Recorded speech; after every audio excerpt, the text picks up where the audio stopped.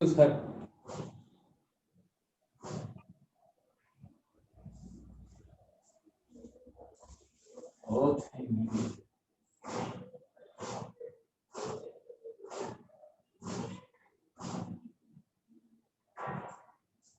Wait just a minute.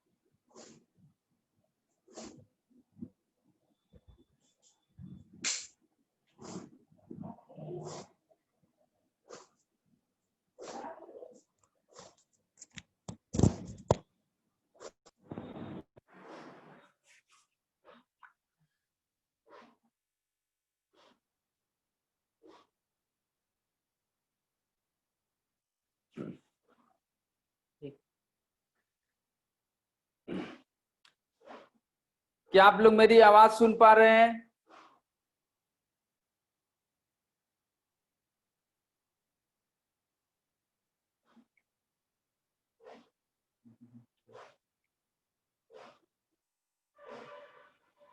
Okay okay, yes yes, okay चलिए।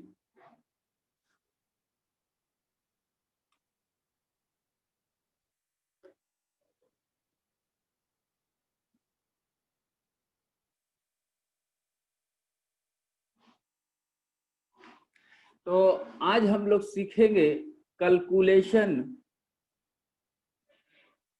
Of pressure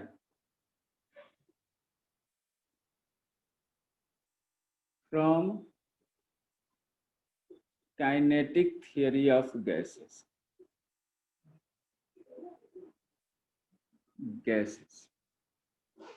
gases के help से pressure के बारे में हम लोग कैलकुलेशन करेंगे। ओके, तो इसके लिए क्या करेंगे कि एक पहले क्यूब का फॉर्मेशन करते हैं। क्यूब मान लो कुछ ऐसा,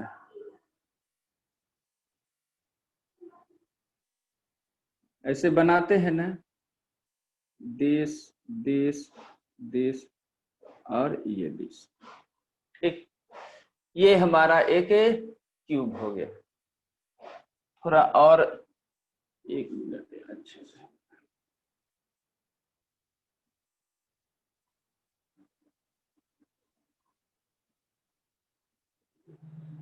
एक मैं मान लो इस साइड बनाता हूं, इस side,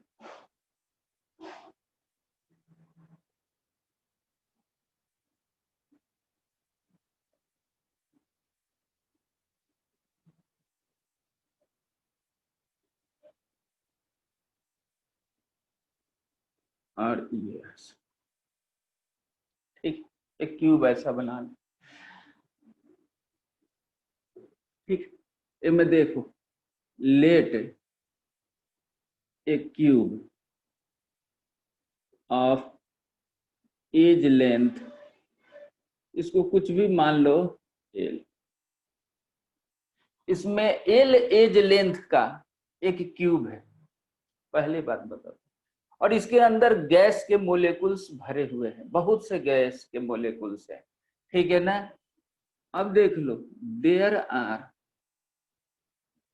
N number of gas molecules. ये एन का मतलब बहुत होते हैं, ठीक है। And each mass of gas particle is a small letter M. एक एम मास का गैस है और जिसकी नंबर एन है, इसके अंदर ये पूरे भरे हुए हैं, ठीक। ऐसा, ठीक। अब इसके कॉरस्पॉन्डिंग हमको प्रेशर एग्जर्ट करना है। तो प्रेशर एग्जर्ट कैसे समझेंगे, तो उसके लिए क्या करेंगे, यहाँ एक ओरिजिन मान लो, इसको एक्स एक्सिस, इसे वाई एक्सिस और इसे जेड एक्सिस कंसीडर करें। इसमें एन पार्टिकल है, नो डाउट, लेकिन पहले हम एक पार्टिकल पर कंसीडरेशन करेंगे। इसमें एन पार्टिकल है, लेकिन पहला हम काम करेंगे एक पार्टिकल पर, ठीक है। एक सपोज करो कि पार्टिकल एम है और उसकी स्पीड जो है वो v1 पार्टिकल, v1। अगर इसमें एन पार्टिकल है तो हर पार्टिकल का velocity v1, v2, v3, v5, vn तक होगा। तो उसमें एक हमने क्या किया, इस पार्टिकल को कंसीडर किया और उसमें एक मास एम है और उसका स्पीड जो है वो क्या है, v है। ऐसे चीज पर ध्यान दो।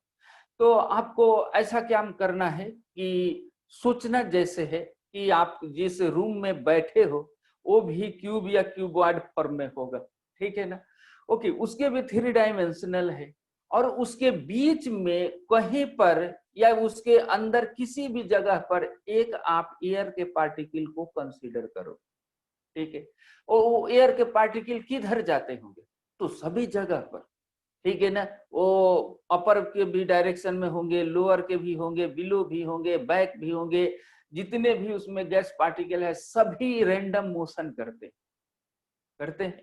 तो हमने क्या किया है कि पहला उसमें एक पार्टिकल है, उसी को हम कंसीडर किए, ठीक है। और कंसीडर किए और जिसका मास m है और वो भी स्पीड से वो 3 डायमेंशनल स्पेस में कहीं पर जा रहा है। मान लो यहां से ये कि यहां पर गया, भी स्पीड से गया।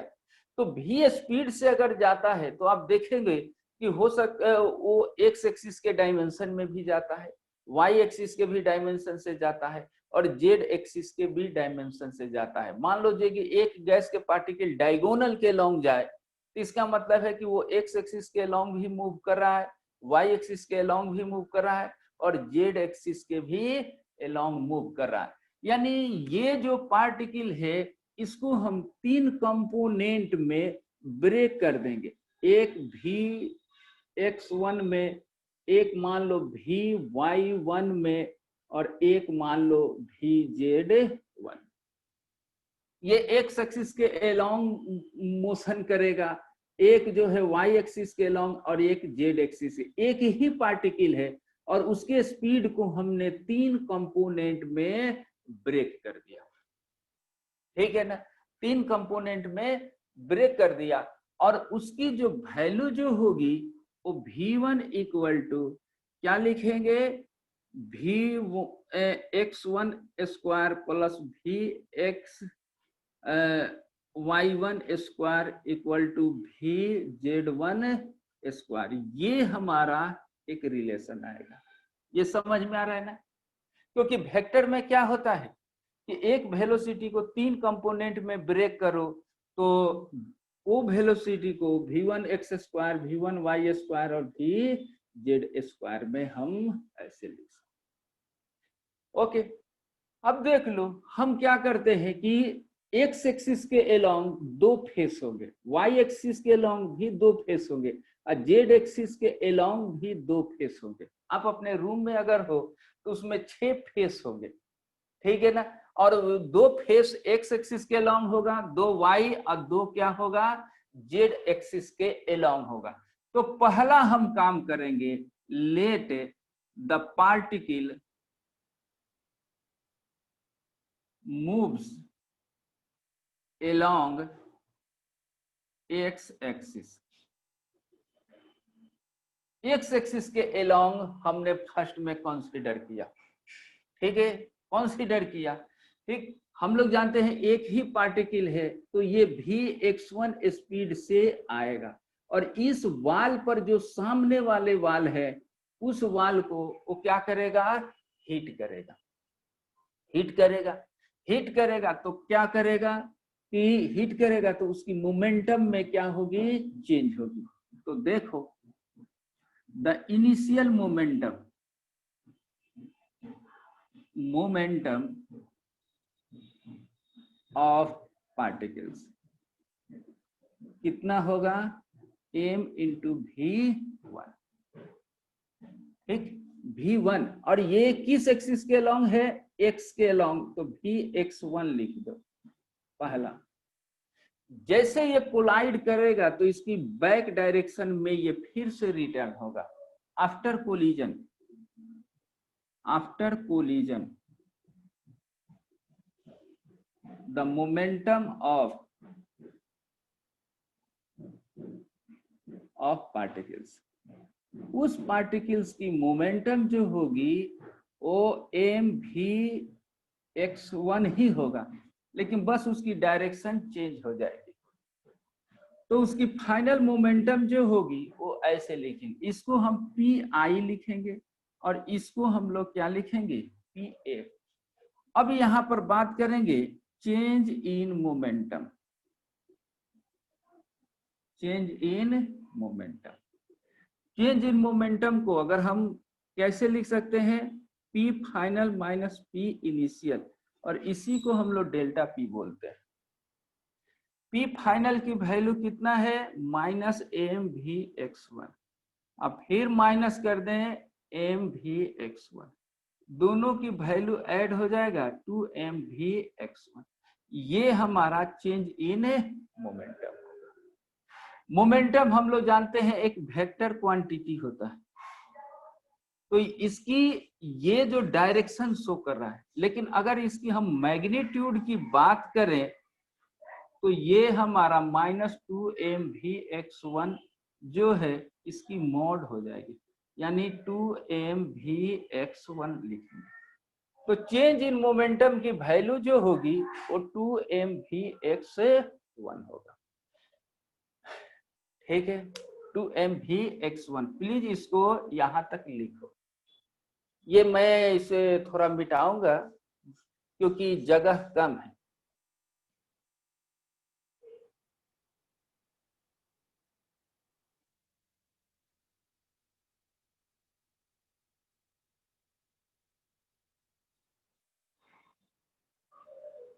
ठीक है, इसे हम थोड़ा मिटा देते हैं और नीचे वाले की वैल्यू मैं ऊपर लिख देता हूं। ये नीचे वाले जो वैल्यू मैंने लिखा है वो उसको मैं ऊपर लिख देता हूं। यहां पर मैं लिख देता हूं डेल्टा पी यानी चेंज इन मोमेंटम 2mvx1, इसको 3 मान लो।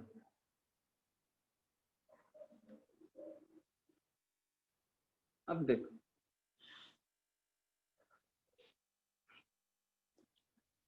अब थोड़ा और समझना है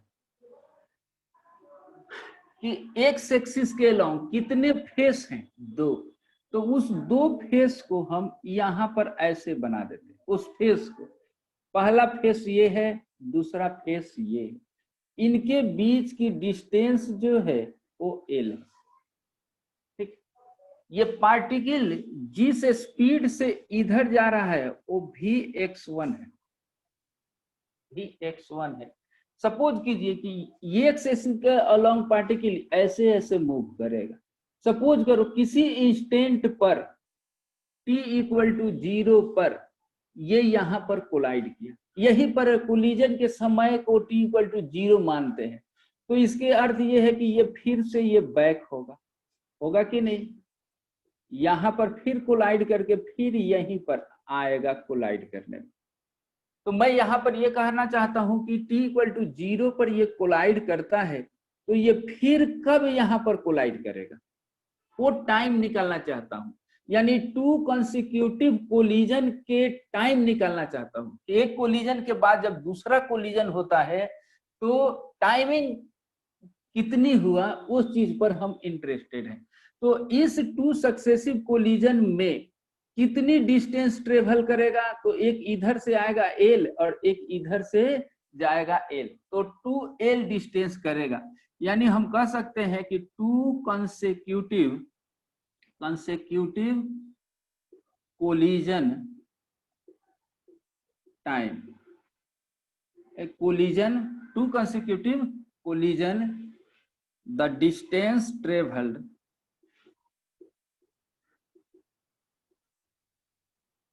बाय पार्टिकल्स, गैस पार्टिकल्स का वैल्यू कितना होगा, 2L होगा, और इसकी स्पीड कितना है, vx। तो टाइम टेकन कितना होगा,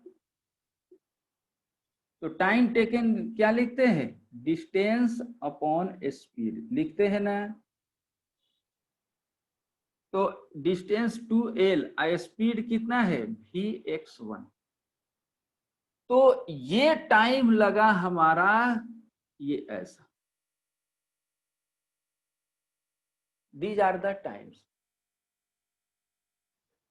ठीक, इतने ही टाइम में यहां पर भी कोलिजन होगा, यहां पर भी कोलिजन, यानी इस पॉइंट पर एक कोलिजन के बाद दूसरा कोलिजन अगर आएगा उसके लिए भी इतना ही टाइम, और यहां पर भी उतना ही टाइम लगेगा। ओके, तो यहां पर है these are the change of momentum और दीज आर द टाइम। अब यहां पर हम निकालें the rate of change of momentum, the rate of change of momentum. The rate of change of momentum को हम लोग क्या लिखते हैं, delta p by delta t, limit delta t tends to 0, और इसी को हम लोग फोर्स बोलते हैं। ये है हमारा न्यूटन सेकेंड लॉ। तो इसका अर्थ यह है कि चेंज इन मोमेंटम में टाइम से डिवाइड कर दे, तो हम लोग क्या लिख सकते हैं, फोर्स along एक्स एक्सिस वाल, एक्स एक्सिस वाल पर जो फोर्स लगेगा उसको हम लोग क्या लिख सकते हैं, डेल्टा पी अपॉन टाइम। तो डेल्टा पी का वैल्यू 2mv(x1) है, और टाइम कितना है, 2L अपॉन vx1 है। ये ऊपर चला जाएगा, 2 कैंसिल हो जाएगा, तो mvx1 का स्क्वायर अपॉन L। ये जो वैल्यू हुआ mvx1 स्क्वायर अपॉन L, ये एक पार्टिकल का इस फेस पर क्रिएट किया गया फोर्स है।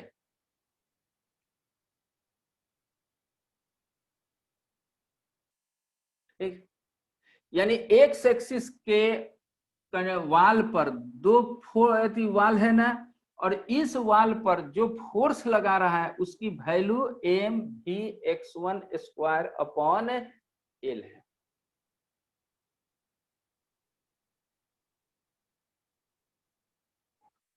mvx1 square upon L। ठीक,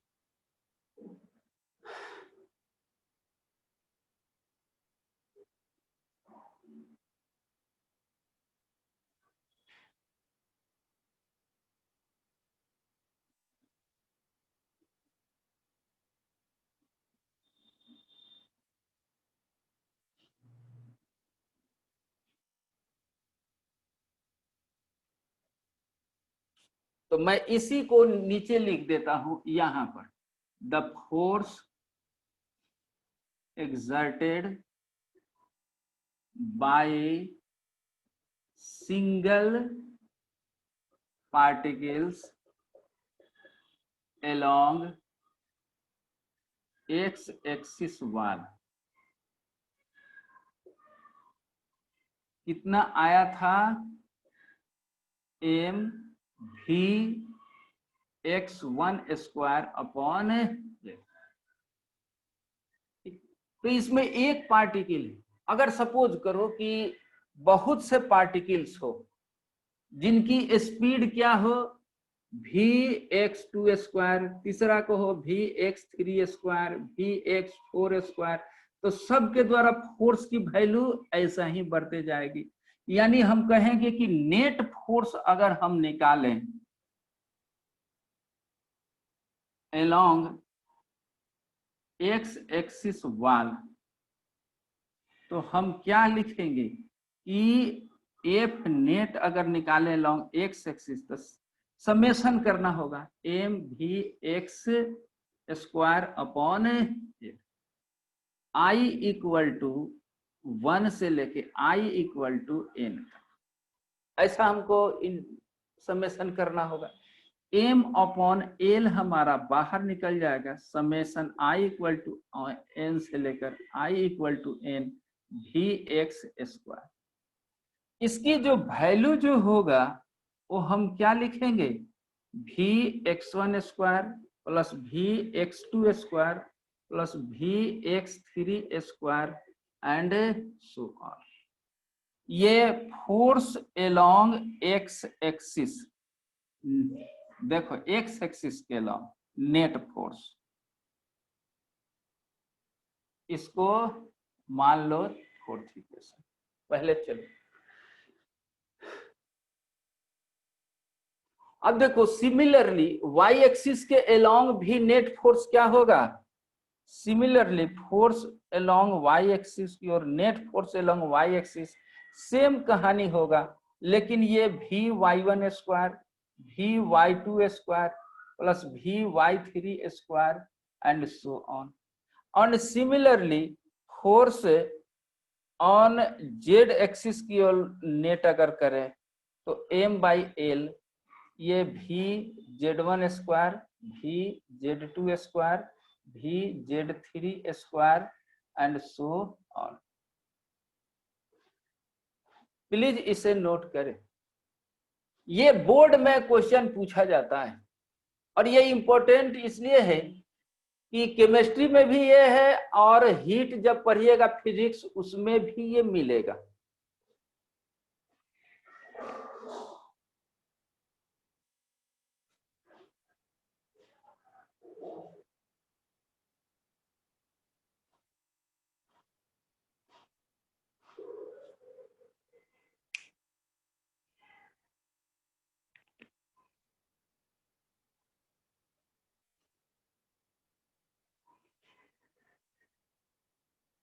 ठीक,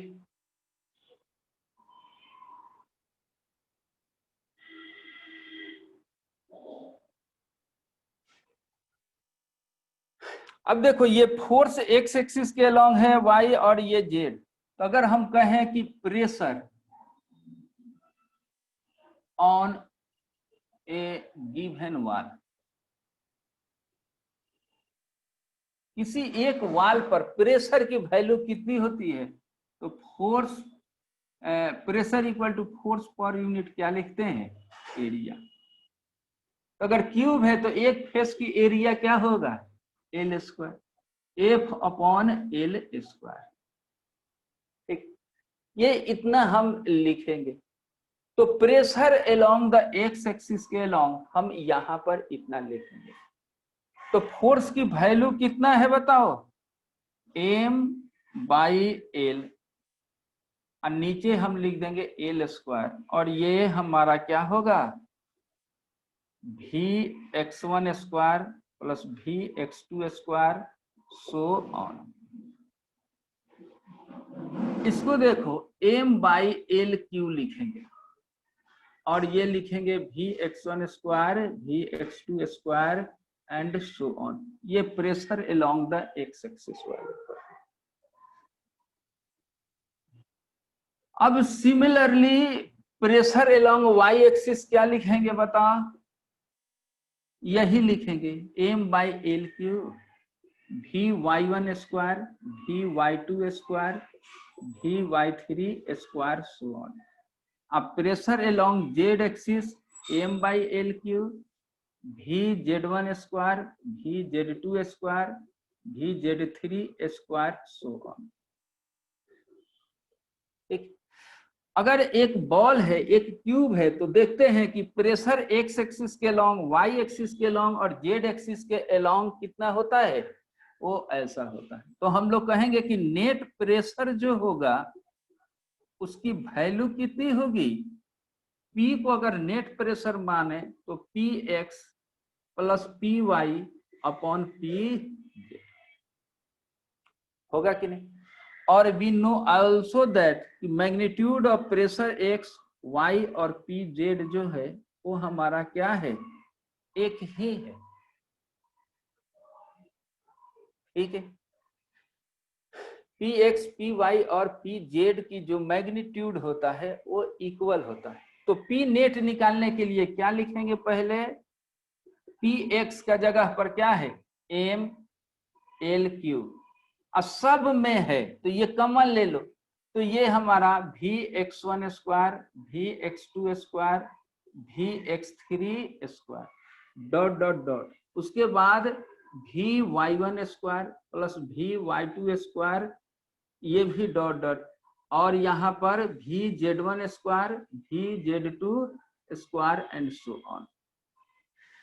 अब देख लो m the mass of each particle, L cube को हम भी लिखते हैं क्योंकि ये क्यूब है, तो वॉल्यूम इक्वल टू क्या लिखेंगे, एल क्यूब, एम बाई। अब देखो यहाँ पर वी एक्स वन स्क्वायर है, वी वाई वन है और वी जेड, इसको एक ही साथ लिख दो, v y one square, we z one square. फिर क्या लिखेंगे, v x two square, v y two square, we z two square and so on. ठीक, तो ये हमारा ऐसे लिखेंगे, ये अलोंग है p x, force along the, sorry pressure along the x axis के। ठीक, नेट प्रेशर कितना होगा, इस सब को क्या करेंगे, ऐड कर देंगे।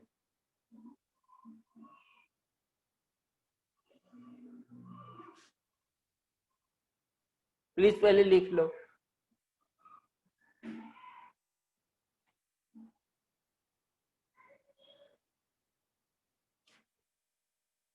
क्योंकि देखो p x equal to p y equal to p z, यानी अगर हम एक्स के टर्म में लिखें तो ये हमारा नेट प्रेशर कितना होगा, 3p के बराबर होगा। तो ये सब को ऐड किए तो ये 3p के इक्वल हुआ।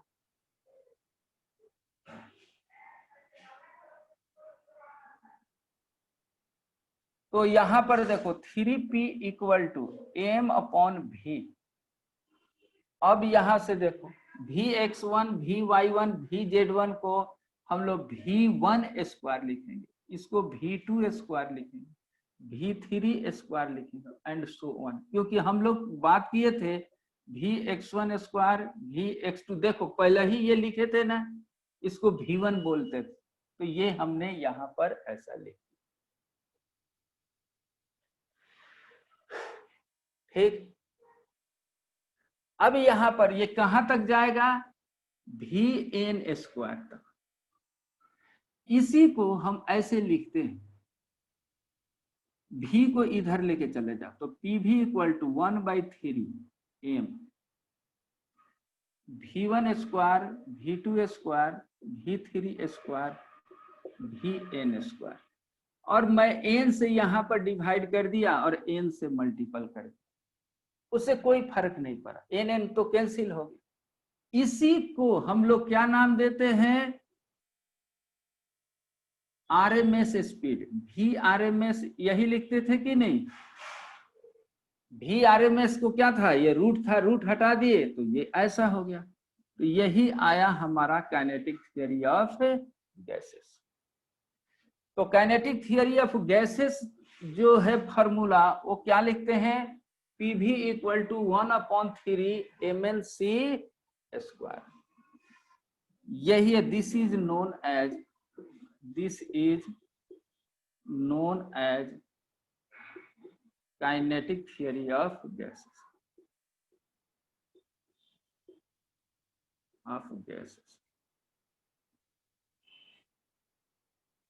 इसी को हम लोग जानते हैं PV equal to 1/3 mn VRMS square. ये आएगा डेरिवेशन। कल हमने ये थोड़ा सा डायरेक्ट लिख दिया था, तो बोर्ड का एग्जाम देने जाएंगे तो ये याद करके जाएंगे कैसे कैसे डिराइव होता है। जब जेई नीट का एग्जाम देने जाएंगे तो सिर्फ आपको इतना से ही जरूरत है, PV equal to 1/3 mn VRMS का स्क्वायर लिखते हैं।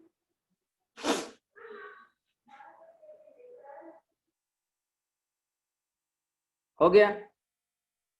इसी को काइनेटिक थ्योरी ऑफ गैसेस बोलते हैं।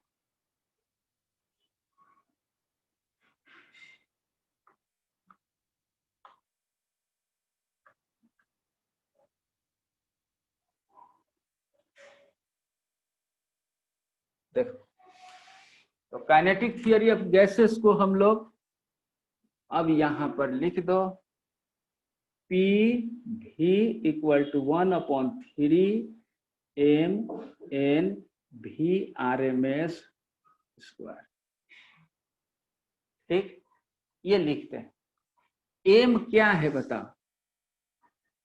M equal to mass of one gas particle,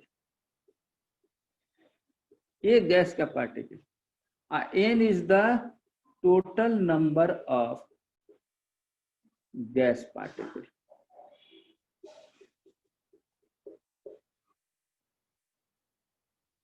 ठीक, अब यहीं से ध्यान दो, m और n जो है वो क्या होगा? m इंटू n की बात करें तो हम ये लिख सकते हैं कि टोटल अमाउंट ऑफ गैस। जैसे एक गैस का मास m है, n है, तो ये दोनों से मल्टीपल कर देंगे तो क्या होगा? Total amount of the gas, या total mass of the gas लिख दो, टोटल मास ऑफ गैस। तो PV equal to 1/3 mn VRMS ऐसा लिखेंगे। ठीक है, total mass of the gas लिखेंगे। कल हमने बात किया था कि PV इक्वल टू 1/3 ये टोटल मास, तो टोटल मास का जगह पर हम m इंटू n तो लिखेंगे, नीचे भी लिखेंगे, और ये VRMS ऐसा लिखेंगे। ये भी वॉल्यूम है, ये स्पीड है।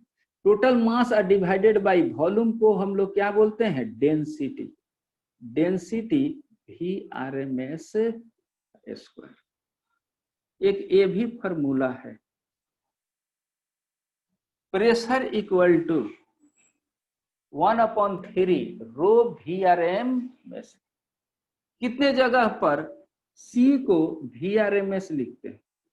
C से इसे स्पीड ऑफ लाइट नहीं समझेंगे, इसको समझेंगे वेलोसिटी, वो RMS वाला, रूट मीन स्क्वायर वाला।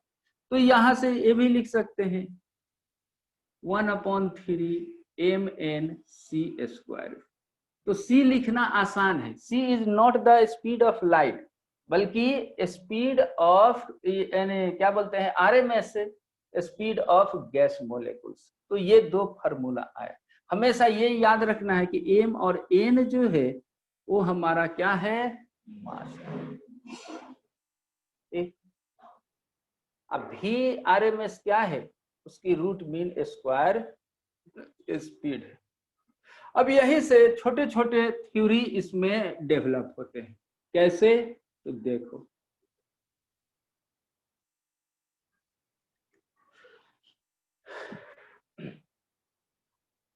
PV equal to 1/3 mn VRMS if n equal to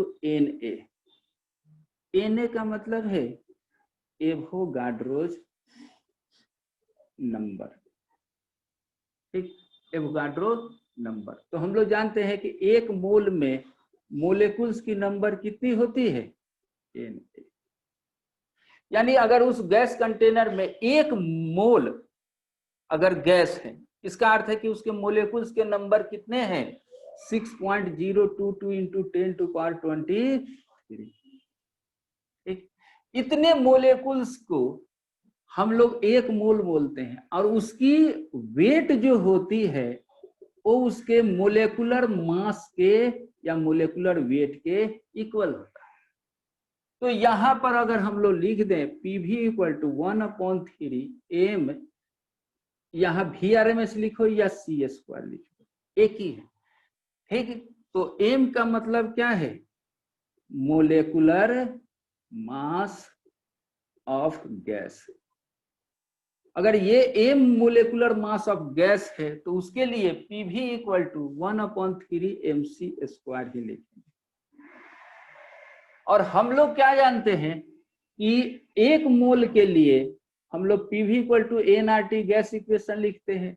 अगर n की वैल्यू 1 है तो PV = क्या लिख सकते हैं? RT लिख सकते हैं। तो यहां पर हम PV का जगह पर RT = 1/3 mc²। याद रखें ये किसके लिए है? फॉर 1 मोल, ये याद रखना है, ठीक। अगर हम क्रॉस मल्टीपल कर दें तो mc² = 3RT ऐसे लिख सकते हैं कि नहीं? इसको इधर कर दिए। अगर इसमें हम 2 से डिवाइड कर दें दोनों साइड में, कोई अंतर नहीं, तो इसका अर्थ ये है कि ये 1 मोल का काइनेटिक एनर्जी है ½ mv²। तो काइनेटिक एनर्जी फॉर 1 मोल के लिए ये याद रखना है 3RT बाई क्या लिखते हैं? तो यहां पर क्लियर कर देता हूं कि फॉर 1 मोल गैस का टोटल काइनेटिक एनर्जी कितनी होगी? 3/2 R इंटू T, 1 मोल के लिए। अगर 2 मोल है तो काइनेटिक एनर्जी 2 मोल के लिए 2 से मल्टी होता है। n मोल के लिए क्या लिख सकते हैं?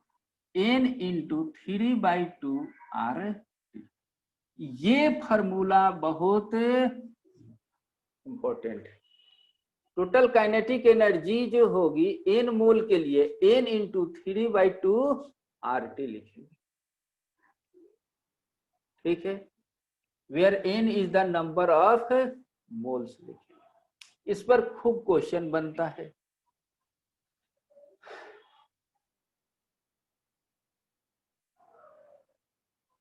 ठीक है। अब देखो इससे कैसे कैसे क्वेश्चन पूछा जाएगा, देखेंगे। जैसे कल ही मैं बताया था कि एक कंटेनर है, इसमें मान लो 8 ग्राम हमारा क्या है? मीथेन। कल ही का क्वेश्चन है, और टेम्परेचर 27 डिग्री सेंटीग्रेड। तो ये जितने भी गैस है इसकी टोटल काइनेटिक एनर्जी की वैल्यू बताओ। टोटल काइनेटिक एनर्जी की वैल्यू क्या करना है? बताना है। तो देख लो 8 ग्राम है तो टोटल मोल कितने हुए? तो टोटल मोल्स वेट अपॉन क्या लिखते हैं? Molecular wait. वेट है जी 8 ग्राम। अब मोलेकुलर मास कितना होता है मीथेन का? 16 ग्राम पर मोल होता है ना। तो यहाँ पर 16 ग्राम पर मोल लिखते हैं। ये ग्राम ग्राम कैंसिल हो गया, 8/16 मोल आ गया, यानी हम 0.5 मोल बोलेंगे। तो इसके अंदर कितने मोल है? 0.5 मोल। तो काइनेटिक एनर्जी ये पूरे निकालने के लिए क्या लिखेंगे? n का जगह 0.5 इतना मोल लिखेंगे, और 3/2 R का वैल्यू क्या होता है बताओ? 8.3 जूल पर मोल पर केल्विन। ये लिखते हैं SI सिस्टम में निकालते हैं। और टेम्परेचर कितना है? 300 केल्विन। तो देखो केल्विन केल्विन कैंसिल हो गया, मोल मोल क्या हो गया? कैंसिल हो गया। तो ये हमारा 0.5 इंटू 3/2 8.3 इंटू 300, ये इतना आया जूल। काइनेटिक एनर्जी की वैल्यू इतना जूल आया। ठीक, अब इसको कैलकुलेट कर देंगे तो जो भी वैल्यू आएगा वो इतना हमारा आएगा। ठीक, तो पहले एक नोट करें, यानी 0.5 मोल गैस का काइनेटिक एनर्जी की वैल्यू कितना है, इतना है।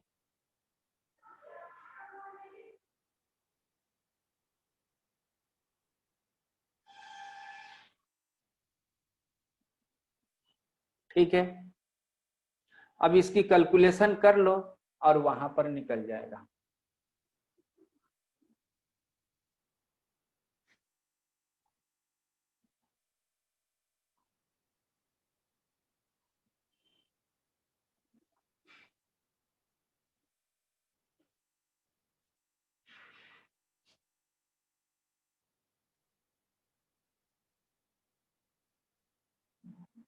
अब यहां पर देखो,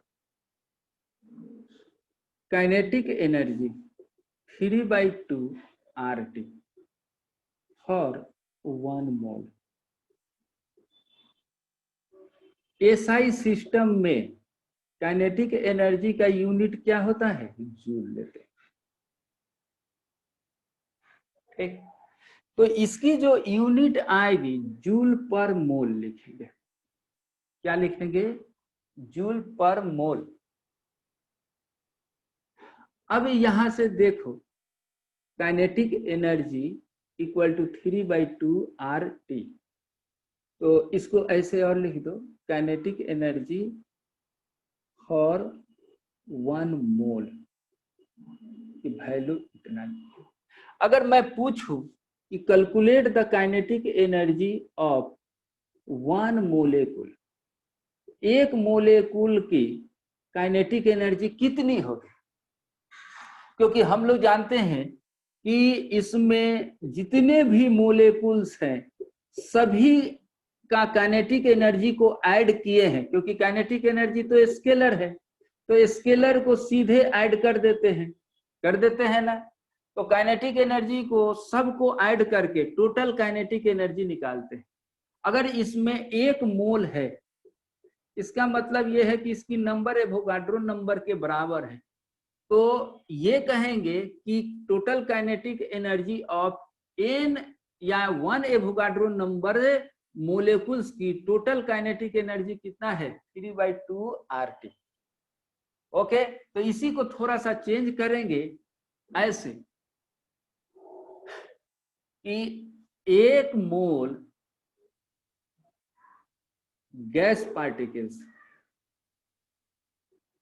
की काइनेटिक एनर्जी है 3/2 RT, या इसी को Na गैस पार्टिकल्स, क्योंकि 1 मोल गैस पार्टिकल में कितने होते हैं गैस पार्टिकल, इतने गैस पार्टिकल्स की काइनेटिक एनर्जी कितना होगा, 3/2 RT। तो एक गैस पार्टिकल्स की कितनी होगी बताओ, एक गैस पार्टिकल्स की काइनेटिक एनर्जी जो होगा 3/2 RT अपॉन Na। ठीक है, अब यहीं पर देखो 3/2 ठीक है, R और Na इंटू टी। R जो है वो हमारा गैस कांस्टेंट है और इसकी वैल्यू 8.314 जूल पर मोल पर केल्विन होता है। Na जो है वो हमारा क्या है, एवोगाड्रो नंबर है, 6.022 इंटू 10⁻23 इतने मोलेकुल्स। ठीक, तो इसी के ध्यान पर रखते हुए R भी कांस्टेंट है, Na भी कांस्टेंट है, A भी कांस्टेंट है, A भी कांस्टेंट है, तो R और Na के रेशियो भी एक कांस्टेंट होगा और इसको एक स्मॉल लेटर K से लिखते हैं जो R और N की रेशियो होती है, और इसी K को एक साइंटिस्ट ने बताया था बोल्जमान कांस्टेंट। क्या नाम लिखा जाएगा? बोल्जमान कांस्टेंट। और ये आर और एन ए के रेशियो है। आर क्या है? Gas constant. एन ए क्या है? Avogadro number.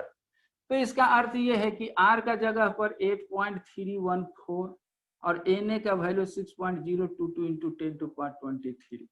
इससे डिवाइड करते हैं तो 1.38 इंटू 10⁻⁻25 आपको आएगा जूल, ठीक है ना, पर मोलेकुल्स। जूल पर मोल, सॉरी, जूल पर मोलेकुल्स। एक मोलेकुल्स की ये वैल्यू आता है। तो ये याद रखना है, के का वैल्यू बोल्जमान 1.38 इंटू 10⁻⁻25 जूल पर मोलेकुल। यहाँ पर these are called the Boltzmann constant.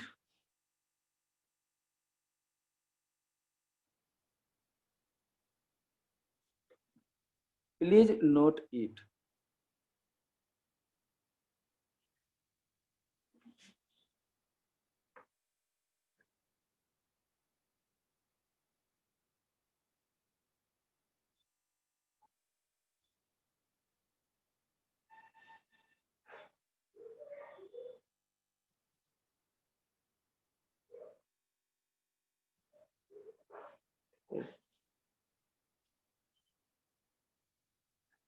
अब इससे क्वेश्चन कैसे कैसे पूछा जाता है, प्लीज सुने।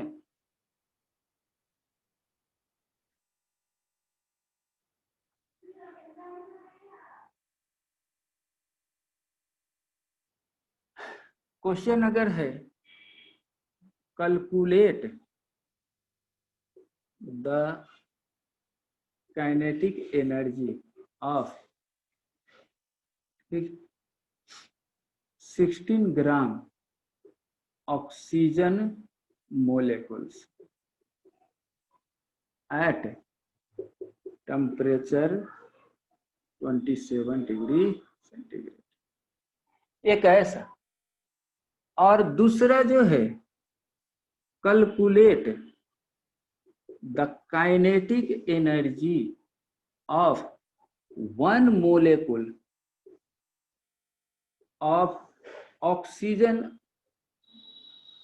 1 oxygen molecules, 1 O2 molecules at temperature 27 degree centigrade. Okay, तो दोनों में क्या अंतर है? इतने ग्राम मोलेकुल्स जो है वो टोटल में काइनेटिक एनर्जी कितना है, और यहाँ पर क्या पूछ रहा है? एक ही मोलेकुल्स। तो हम लोग फर्स्ट क्वेश्चन और सेकंड क्वेश्चन कैसे बनाएंगे? फर्स्ट क्वेश्चन का आंसर है कि काइनेटिक एनर्जी जो टोटल जो होता है वो हमारा n इंटू 3/2 RT लिखते हैं। n क्या है? नंबर ऑफ मोल्स, याद रखें। तो इसकी 16 ग्राम है मोलेकुलर मास, तो 1/2 मोल्स हो गया। तब यहाँ पर कुछ मत लिखो, 1/2, 3/2, R का वैल्यू 8.314 और ये 300 केल्विन, और सब का यूनिट लिखोगे तो जूल में आएगा। ठीक है, इतना जूल लिखेंगे। ओके, तो ये हो गया हमारा ऐसा। अगर हम यू लिखें कि काइनेटिक एनर्जी ऑफ 1 मोलेकुल, तो 3/2 KT लिखेंगे। ये क्या है? बोल्जमान कांस्टेंट, बोल्जमान कांस्टेंट। और इसका वैल्यू अभी बताए हैं 1.38 इंटू 10⁻25 जूल पर मोलेकुल्स। तो यहाँ पर लिख दो 3/2 1.38 10⁻⁻25 और यहाँ पर क्या लिखेंगे आपको इतना 300 केल्विन। सबका आप वैल्यू रखोगे तो हमारा इतना आएगा जूल पर मोलेकुल। तो जूल पर मोलेकुल का मतलब एक मोलेकुल में इतना जूल। देखो बहुत कम डाटा आएगा कि नहीं। ठीक, अब जैसे देख लो ये हमारा 23 आ जाएगा और 9/2 इसमें सब में मल्टीपल करेंगे तो कुछ ना कुछ वैल्यू आएगा। तो देखो 3 इंटू 1.38 इंटू 3/2 और 10⁻⁻23 जूल आएगा पर मोलेकुल। ठीक, इसको कैलकुलेट कर देता हूं और आप कॉपी कर लो।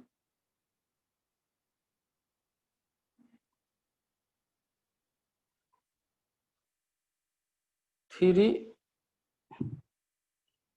Into 1.38 into 3 divide by 2 6.21 into 10⁻⁻23 joule per molecule. ये देखो कितने कम वैल्यू है। तो ऐसे निकालें।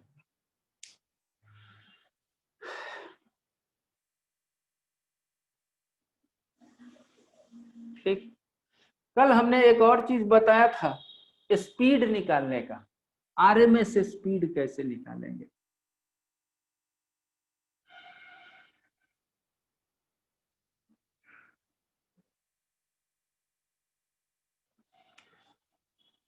आरएमएस स्पीड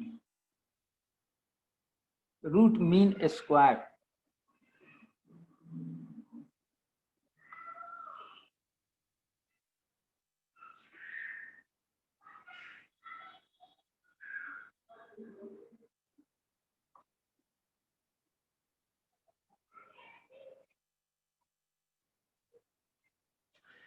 अब देखो अभी हम लोग ने बात किया कि काइनेटिक एनर्जी इक्वल टू क्या लिखते हैं 3/2 RT फॉर 1 मोल के लिए, ये याद रखना। ओके, काइनेटिक एनर्जी जो होगा 1/2 mv²। v का मतलब क्या है VRMS और m हमारा क्या होता है m जो होता है मोलेकुलर मास। ये मोलेकुलर मास के इक्वल हो जाते हैं किस केस में फॉर 1 मोल में। ये याद रखना। 2 कैंसिल कर दो mv/RMS² = 3RT। तो VRMS जो स्क्वायर को 3RT/m लिखे तो VRMS की जगह पर क्या लिख देंगे रूट। तो ये speed equal to √3/RT for SI system के लिए। ये याद रखें R का वैल्यू 8.314 जूल पर मोल पर केल्विन। T का मतलब है ठीक है ना एब्सोल्यूट टेम्परेचर। क्या है टेम्परेचर, यूनिट किस में होना चाहिए केल्विन। और M जो है वो क्या है मोलेकुलर मास। और ये मोलेकुलर मास का यूनिट जो होना चाहिए kg पर मोल। ऐसे जैसे अगर मान लो ऑक्सीजन एटम तो इनकी कितना होता है 32 ग्राम पर मोल। लेकिन यहां पर जो यूज करेंगे वो केजी पर मोल होना चाहिए। तो 32 में 1000 से डिवाइड कर देंगे तो केजी पर मोल हो जाएगा। यानी 32 इंटू 10⁻³ केजी पर मोल होना चाहिए। तो जब भी मोलेकुलर मास लिखेंगे वहां पर 10⁻³ से मल्टीपल कर देंगे। ठीक है, जैसे अगर मैं कहूं कि calculate the speed of CO2 molecules. Calculate the RMS speed of CO2 molecule at 27 degree centigrade. तो बस यही लिख दीजिए, VRMS इक्वल टू क्या होता है, √3RT बाई 3 का जगह तो कोई बात नहीं, R का जगह 8.314, temperature 300 kelvin, divided by M का जगह पर क्या है, तो कार्बन डाइऑक्साइड की 44 होता है, तो ये 44 इंटू 10⁻³ ओके। तब जाकर इसकी यूनिट जो आएगी वो किस में आएगी, जूल में आएगा। ठीक है ना, ये याद रखना है VRMS, और ये हमेशा याद रखना है कि फॉर 1 मोल के लिए ये है।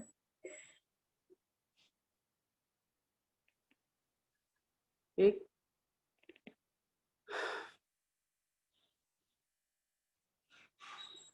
ओके। अब इसको कुछ करना नहीं है, ये ऊपर चला जाएगा तो ये 10⁻⁴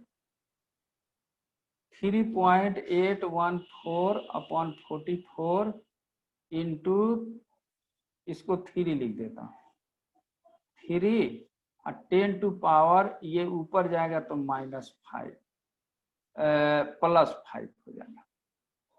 ठीक, एक और नीचे 0 कर दो तो ये हो जाएगा 6, इसको बाहर कर दो तो 3 इंटू 8.14 इंटू 3 440 इंटू 10⁻3 ऐसे लिखेंगे। अब इसकी जो यूनिट आएगी वो मीटर पर सेकेंड में आएगा। अब इसको कुछ कैलकुलेट करके रूट कर दो, जो भी वैल्यू आएगा वो इतना मीटर पर सेकेंड आएगा। ठीक, ओके, जल्दी कैलकुलेट करो, इसकी कैलकुलेशन कर देता हूं।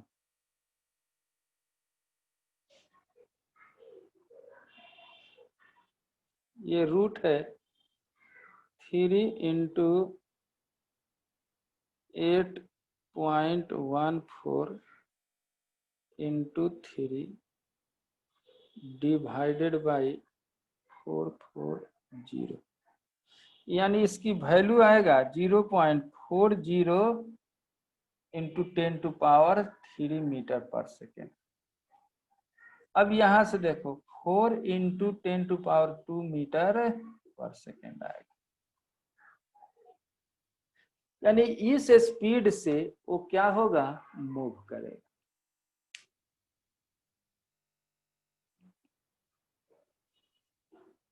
ठीक, ये SI सिस्टम में यूज करेंगे। तो अगर हम SI सिस्टम में यूज ना करके CGS सिस्टम में यूज करें, अगर मैं कहूं फॉर CGS सिस्टम, तो CGS सिस्टम में मास का यूनिट क्या होता है, ग्राम। ठीक, ग्राम चलता है, तो उसके लिए R की जो वैल्यू होती है 8.314 इंटू 10⁻7 अर्ग पर मोल पर केल्विन। तो उसके लिए M की वैल्यू जो होगी, मोलर मास जो होगा, वो किस में लेते हैं, ग्राम पर मोल में। अब कोई दिक्कत नहीं है, अब वैल्यू वही आएगा। तो CGS सिस्टम में ऐसे लेते हैं।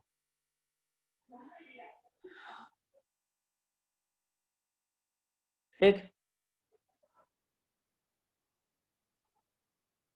एक लास्ट क्वेश्चन बनाओ।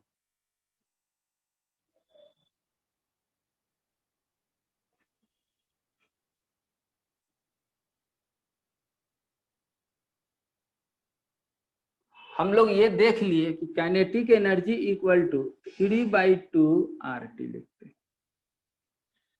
काइनेटिक एनर्जी में हाफ एम वी स्क्वायर, ये तो बदलता नहीं है, भी बढ़ेगी, ये कांस्टेंट है। इसका अर्थ ये है कि ये डायरेक्टली प्रोपोर्शनल टू टेम्परेचर, यानी टेम्परेचर बढ़ेगा तो स्पीड बढ़ेगा, काइनेटिक एनर्जी भी क्या होगा, बढ़ेगी। यानी काइनेटिक एनर्जी जो है वो हमारा किसका फंक्शन है, टेम्परेचर का। तो टेम्परेचर चेंज होगा तो काइनेटिक एनर्जी चेंज होगा, स्पीड भी क्या होगा, चेंज होगा। ठीक है ना। ओके, अगर मान के चलो एक कंटेनर है, ये भी कंटेनर, ठीक है, इसमें गैस के पार्टिकल्स हैं और इसमें भी गैस के पार्टिकल। T1 टेम्परेचर पर इसकी गैस की पार्टिकल का स्पीड भी है, ठीक है, VRMS है। अगर हम चाहते हैं कि इसका स्पीड 2 VRMS हो तो फाइनल टेम्परेचर कितना होगा, ये यही है।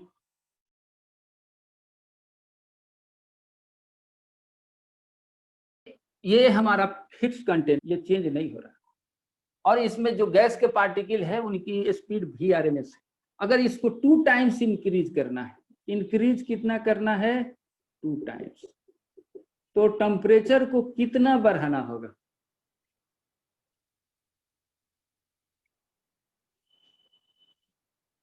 कितना बढ़ाना होगा।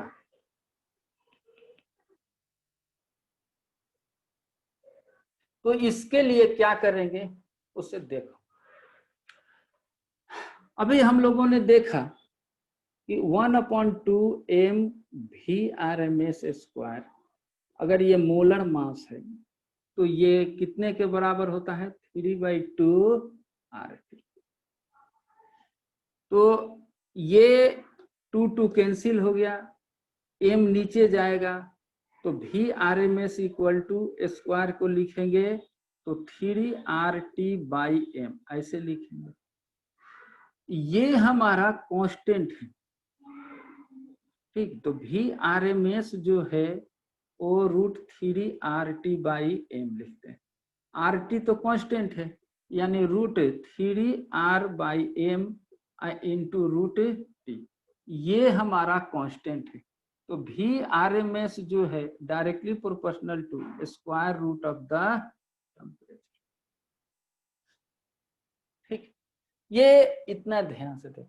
तो अगर हम लोग लिखें V1/V2 इक्वल टू क्या लिख सकते हैं, √T1/T2, ये याद रखना है। तो क्या पूछ रहा है, T2 की वैल्यू निकालना है, तो ये दोनों ओर स्क्वायर,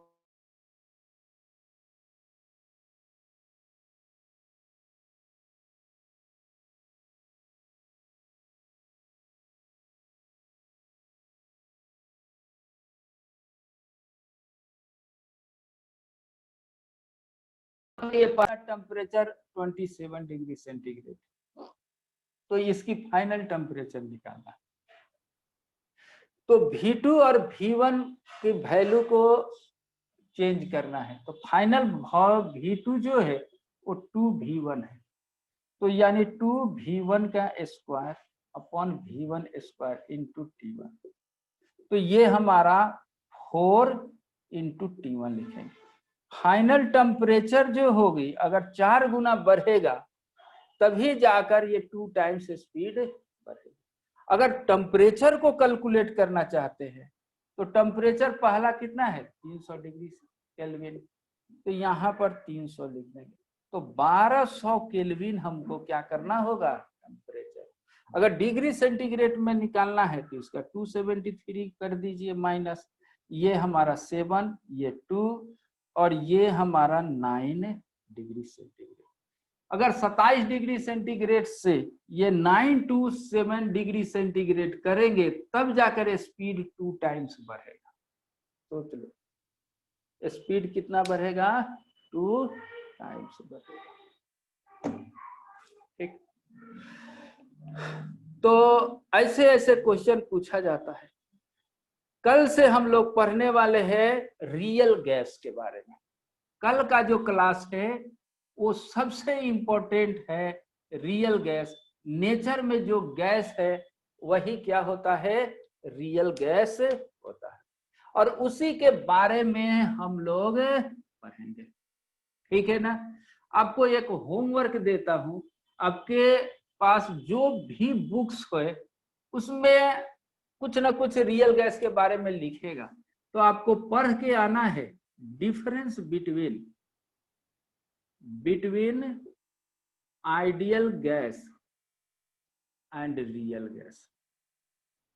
आइडियल गैस और रियल गैस में क्या अंतर है, यही होमवर्क है, HW। ठीक है, तो आज मैं क्लास को यही खत्म करता हूं। कल का क्लास देखता हूं मैं, कल हम लोग यही पढ़ने वाले। ओके, देखो जैन सर आगे, क्या जैन सर आगे?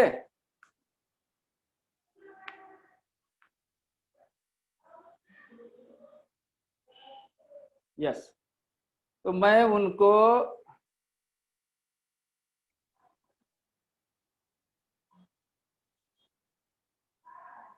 ओके, मैं उनको होस्ट कर देता हूं।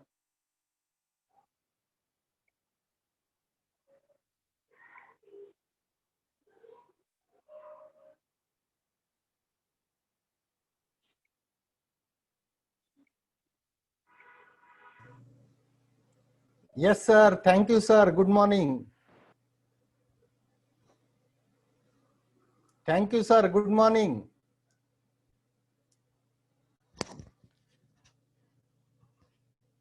Good morning, Nitish, sir.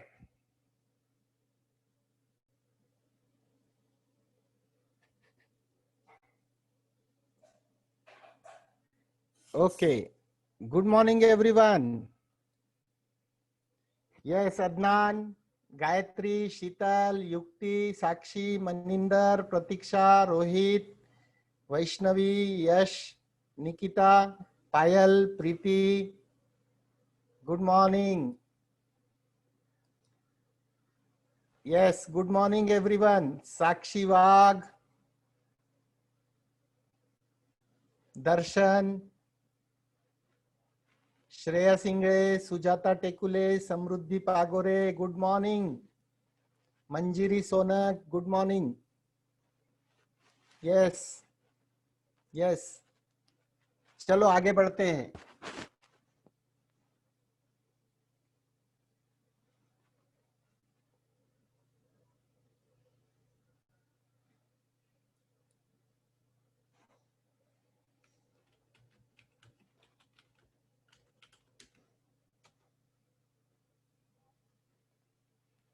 Okay,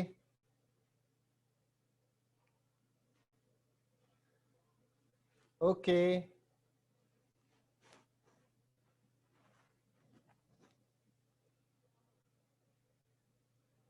हाँ, प्रियंका होलकर, जब आप जूम को ज्वाइन करते हो ना, तो वहां नीचे दिया रहता है join as name.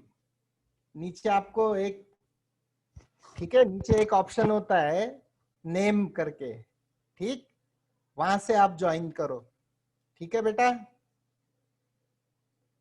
Okay, okay, okay, okay, okay. 10th में कितने मार्क्स थे Priyanka Holkar?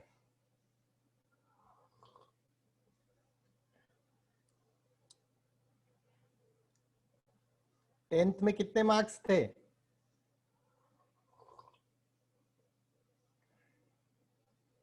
Yes, 78। Okay, very good. चलो शुरू करते बात आगे की। कल का पूरा आपको समझ में आ गया होगा। हैवर्शियन, लकूने, कैनाल, ओस्टियोसाइट, सारे वर्ड क्लियर हो गए? ओके, और एनी डाउट? विक्रम राठौड़ बोलो। ऋषि पाइक राव,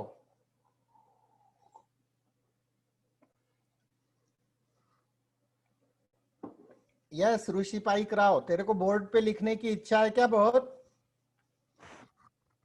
हाँ, टीचर बन जाएगा ना बेटा। क्षितिज वासनिक, ओके ओके, चलो अब थोड़ा आगे की बात करते। यस यस बोलो। ओके, पाइक राव हिंगोली, हिंगोली ओंढा नागनाथ।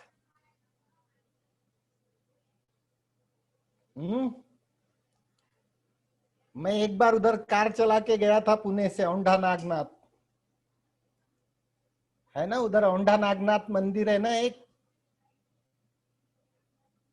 उधर हिंगोली में।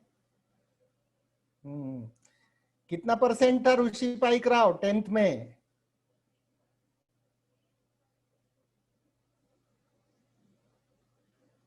75। चलो ठीक है, चलो ठीक है, ठीक है, चलो ओके। आज से शुरू करते मस्क्यूलर टिश्यू। थोड़ा स्क्रीन बड़ा कर लेता हूं और यस, अभी आपको दिख रहा होगा आराम से। लेटर्स बताना मुझे, ठीक। Now muscular tissues.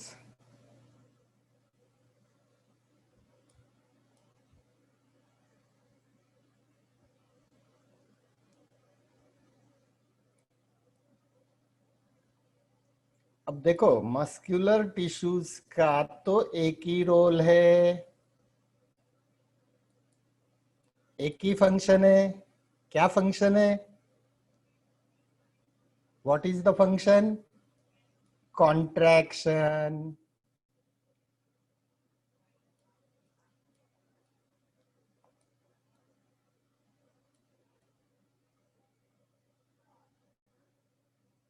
अब मुझे आप बताओ कि आप अपना हाथ फोल्ड करते हो तो क्या होता है? आप अपना हाथ फोल्ड करते हो तो क्या होता है? नहीं, युक्ति, ये रेस्पॉन्स टू स्टिमुलेशन अलग चीज है बेटा, ठीक है।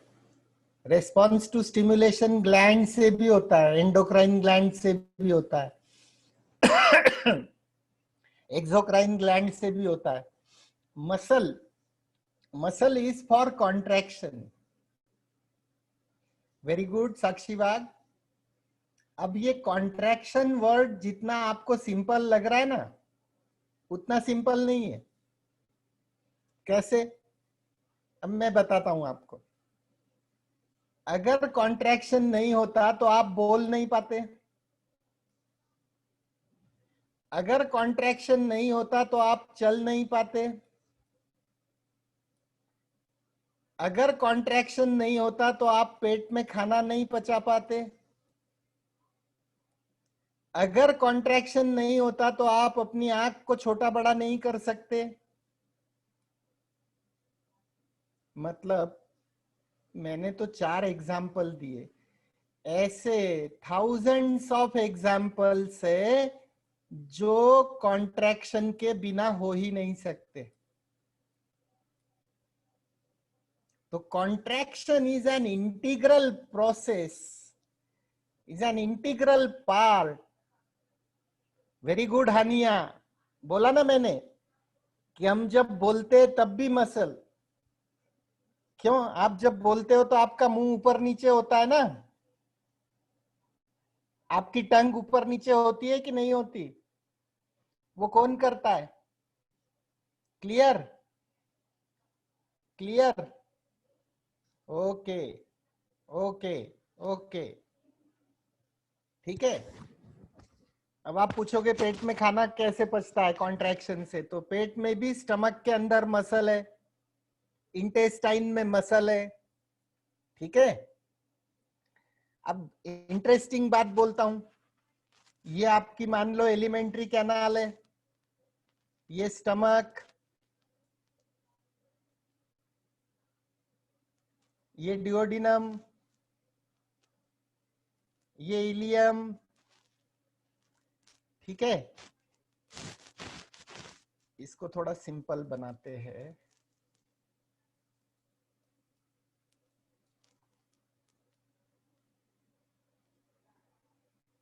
ये देखो, इसको थोड़ा सिंपल बनाते हैं। ये देखो, इसोफेगस, स्टमक, डिओडिनम,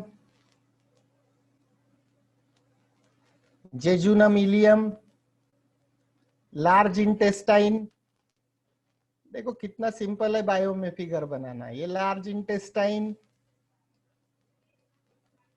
ठीक है, ये लार्ज इंटेस्टाइन, ये रेक्टम, सॉरी ये सीकम, ये रेक्टम, और ये एनस, और ये सब स्मॉल इंटेस्टाइन। ये इधर ओपन होती है। ये ऐसे ही पढ़ा था ना 10th में, डाइजेस्टिव सिस्टम पढ़ा था कि नहीं?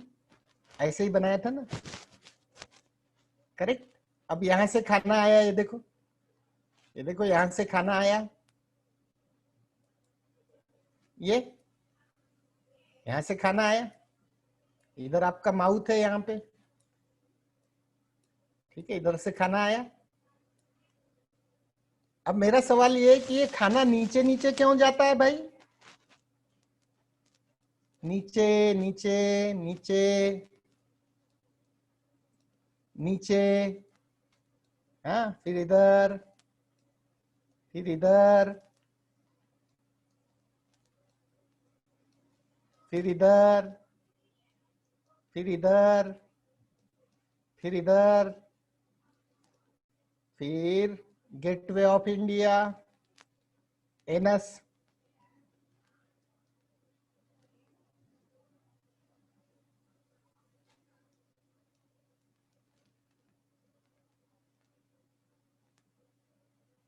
बराबर ना?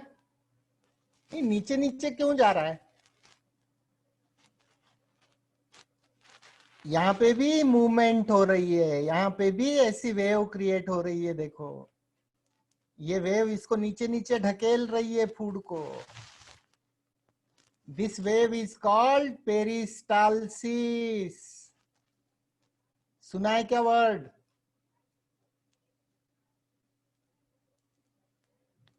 वर्ड सुना है क्या? पेरिस्टालसिस।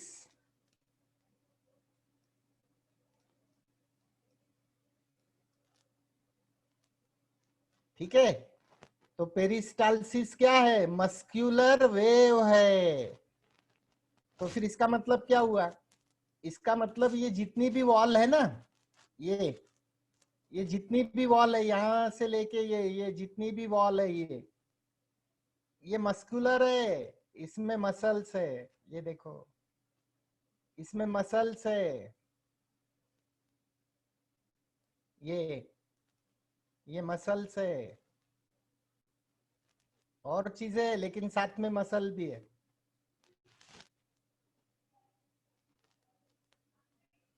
ठीक है, तो अब मैंने क्वेश्चन पूछा था कि ये नीचे नीचे क्यों जाता है? नीचे ही जाता है ना, नीचे ही जाता है ना ये। यहां से आप फूड लेते हो तो फूड हमेशा नीचे नीचे ही जाता है, ऐसे, है ना? बराबर ना? Yes, Sheetal Chauhan, correct.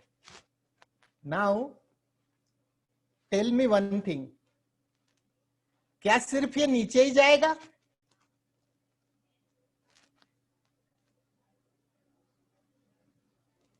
तो नॉर्मली तो नीचे ही जाना चाहिए, लेकिन अब मान लो आपके यहाँ पे कुछ गड़बड़ हो गई, कुछ अंट शंट पानी पूरी खा ली, यहाँ पे गड़बड़ हो गई। Very good, very good. तो फिर यहां से ऊपर भी जाता है और फिर यहां से बाहर आता है, इंडिया गेट। ये इंडिया गेट, ये गेटवे ऑफ इंडिया, ठीक है।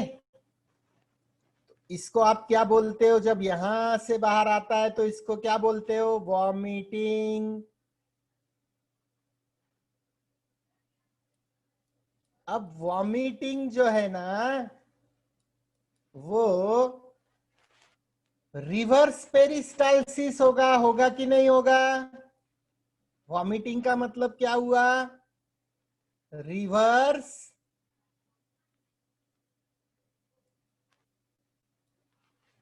Reverse peristalsis. तो नॉर्मली क्या होना चाहिए? पेरिस्टालसिस होना चाहिए। लेकिन जैसे अब कॉलरा हो गया, गैस्ट्रो हो गया, कुछ पानी पूरी खा ली चटनी डाल के रोड पे, है ना, है कि नहीं? पानी पूरी वाले को क्या बोलते हो तुम? चटनी ज्यादा डालो भैया। तो चटनी ज्यादा हो गई पेट में, तो वो चटनी फिर यहां से क्या शुरू करती है? रिवर्स पेरिस्टालसिस शुरू करती है। ठीक है। हाँ, एसिडिटी अलग चीज है युक्ति, एसिडिटी अलग चीज है, डोंट कंफ्यूज एसिडिटी। एसिडिटी अलग चीज है। तो बात ये कह रहा था मैं कि बिना कॉन्ट्रैक्शन के आप अपने लाइफ को इमेजिन ही नहीं कर सकते। Whether you laugh, whether you walk, whether you talk, whether you digest, whether you excrete, okay, everything is due to muscular contraction. अब हमारे बॉडी में अलग अलग जगह पे अलग अलग मसल है, ठीक है? तो we have 3 types of muscles. कौन सी 3 टाइप्स की मसल्स है? चलो अब उस पे बात करते हैं।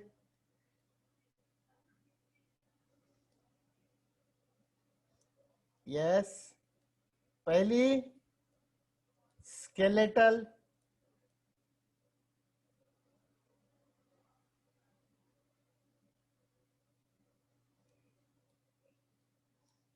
Correct.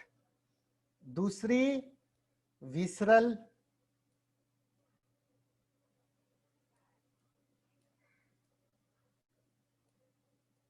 Visceral.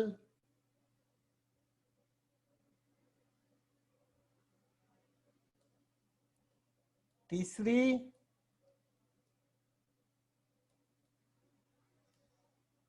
Very good Vaishnavi, cardiac. ये जो वैष्णवी मगर है ना, ये बड़ी अच्छी स्टूडेंट है, like Sakshi Wagh and Manjiri and Maninder Kaur, they are all good students. अच्छा, बाकी लोग भी अच्छे हैं, ऐसा मत सोचना कि मैंने 2-4 लोगों के नाम ले लिए तो एक तुम्हारा रोहित भी है, ठीक है, रवि रंजन यादव गुड स्टूडेंट है, शीतल चौहान, गायत्री साळुंके, ये सब बड़े अच्छे स्टूडेंट है। तो ऐसे मत सोचना कि बाकी लोगों को मैंने नाम नहीं लिया तो I have something bad about them. No, you are all good. पर मेरे से ज्यादा इंटरेक्शन यही बच्चे करते हैं चैट पे, है ना? तो इसलिए, and it gives me happiness जब वो आंसर देते हैं, सब फटाफट आंसर देते हैं, ठीक है? तो मेरे को भी ऐसा लगता है बहुत बढ़िया बच्चे। तो बाकी लोग भी आंसर दिया करो। हाँ, तुम लोग सिर्फ सुनते हो, मतलब कोई बाबा जी का प्रवचन है क्या सुबह का? हाँ, टीवी लगाया, प्रवचन सुनना शुरू किया, हाँ, 10 चैनल में 11 प्रवचन, ठीक है? Just respond respond respond. हो सकता है तुम्हारी गलती हो जाए, लेकिन कीप रेस्पॉन्डिंग, ओके। अब स्केलेटल, विसरल और कार्डियक मसल्स है। तो स्केलेटल मसल का मतलब क्या? देखो, अब यहाँ पे थोड़ा समझो बरा, यहाँ पे समझो थोड़ा। ये वाला फिगर मैंने ड्रॉ किया था, ये ठीक है, ये एक बोन,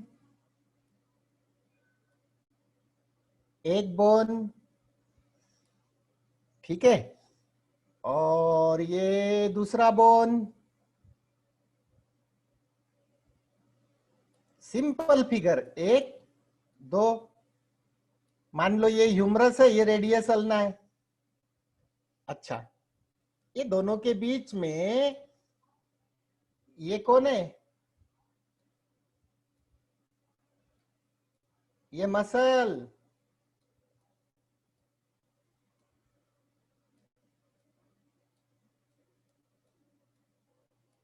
तो ये मसल इसको ऊपर उठाती है और ये मसल इसको नीचे ले जाती है। मतलब स्केलेटल मसल का अर्थ ये हुआ कि अब देखो, अब मान लो तुम्हारा हाथ ऐसे रखा हुआ है, ठीक है। अब तुमको ऐसा नहीं करना है, हाथ तुम्हारा तुम ऐसे भी रख सकते हो, ऐसे भी रख सकते हो, ऐसे, ठीक है, ऐसे भी हाथ रख सकते हो। और तुम्हारी इच्छा है कि ये हाथ को दिन भर ऐसे ही रखना है, ठीक है, ऐसे ही। इधर मसल है, अब आपको लगता है हाथ को दिन भर ऐसे ही रखना है, तो ऐसे ही रखो। मेरी मर्जी, मैं ये करूं या वो करूं, मेरी मर्जी, है ना। गाना है कि नहीं, तो ये ऐसे ही रखो हाथ, तो ये मसल, ठीक। अब आपको लगा थोड़ी देर के बाद कि नहीं ये तो अकड़ गया, अच्छा नहीं लग रहा है, तो फिर मोल्ड कर लो, ये फोल्ड कर लो, मेरी मर्जी, ठीक है ना। मतलब ये आपकी इच्छा से चलती है, ये मसल कॉन्ट्रैक्शन, ठीक है, ये आपके आपके इच्छा से होता है, इसलिए स्केलेटल मसल को बोलते हैं वॉलंटरी मसल्स। वॉलंटरी का मतलब क्या? वॉलंटरी का मतलब क्या? वॉलंटरी का मतलब हमारी इच्छा से चलेगी, स्केलेटल और वॉलंटरी। वॉलंटरी,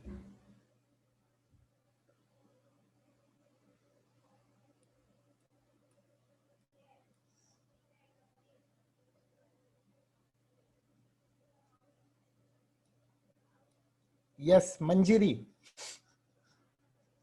एक्चुअली मसल में लैक्टिक एसिड क्रिएट होने लगता है, ठीक है। अगर मसल सस्टेन्ड कॉन्ट्रैक्शन में है तो मसल में लैक्टिक एसिड एक्यूमुलेट होता है, and that lactic acid causes cramps. Accumulation of lactic acid causes cramps. सिर्फ वही नहीं है, अगर मान लो कि आपने दौड़ना शुरू किया, ठीक है, यहां पे आप हो, यहां से आपने दौड़ना शुरू किया, ठीक है, यहां तक दौड़ गए, कुछ नहीं लगा, आराम से, ठीक है, फिर आप दौड़ते रहे, यहां तक आ गए, फिर थकने लगे,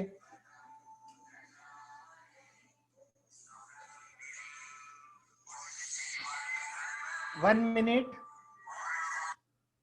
हेलो, हेलो, कोण? रसिका मॅडम, लेक्चरवर आहो मी ऑनलाईन, मी तुम्हाला लेक्चर झाल्यावर कॉल करतो, लेक्चरवरच आहो, औरंगाबादचं लेक्चर चालू आहे ऑनलाईन।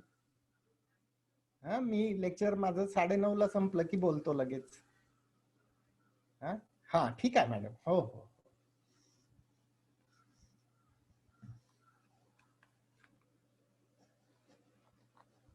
Hello, yes, okay.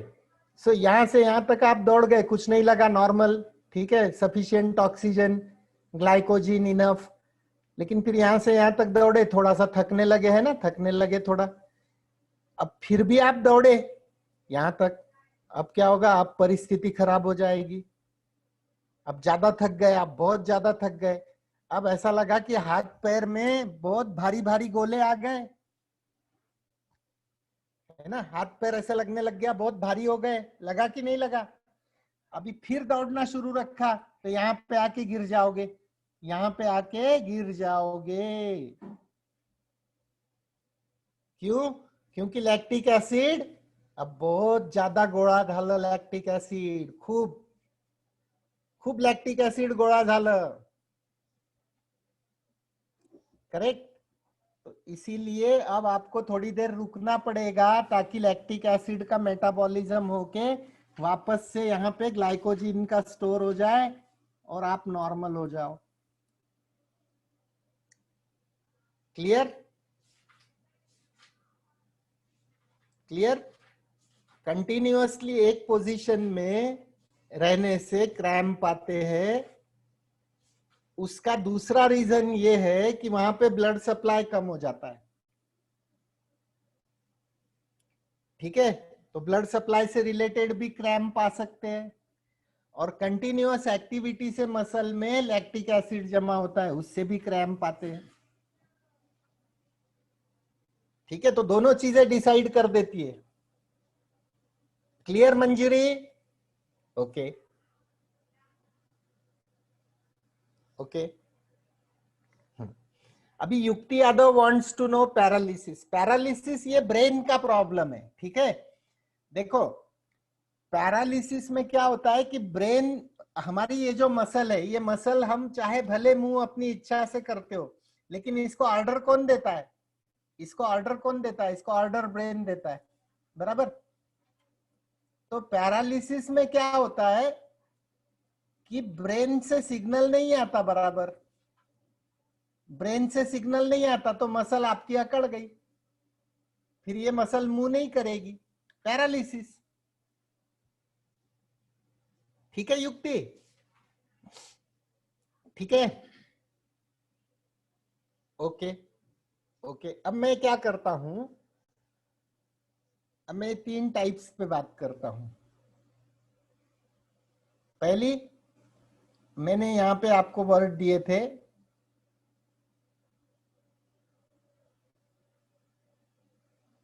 यहां पे मैंने बोला था मसल्स 3 टाइप की है। पहली स्केलेटल। अब स्केलेटल का क्या मतलब है? जो बोन के बीच में, बिटवीन द बोन्स, और जो आपको चलना, जंप करना, उठना बैठना, ये सब एक्टिविटीज आपकी स्केलेटल मसल से। दूसरी है विसरल। तो मैंने क्या बोला? Skeletal muscle is also known as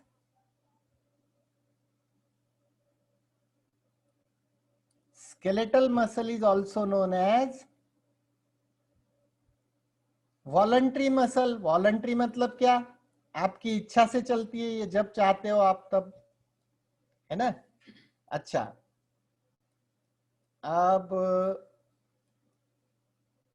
skeletal muscle also known as, yes Sujata Tekule, correct, voluntary और स्ट्रिएटेड। अब ये स्ट्रिएटेड के बारे में बात करता हूं मैं आगे आपसे। स्ट्रिएटेड और स्ट्राइप्ड, STRIPED।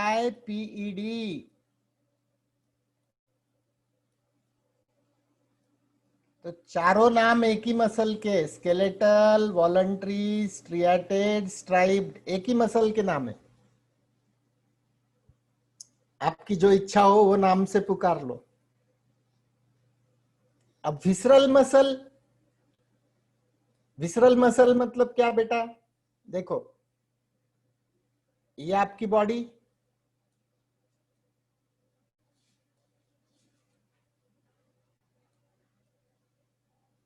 है ना। तो इधर अंदर जितनी मसल है अंदर, वो सब विसरल मसल है।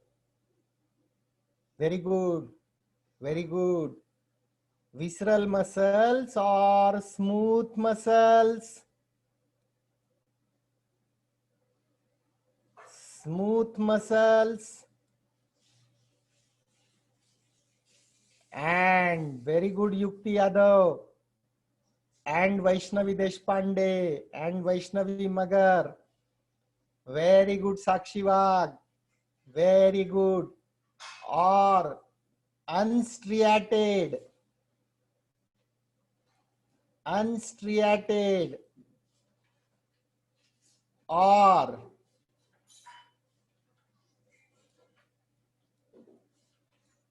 और इनवॉलंटरी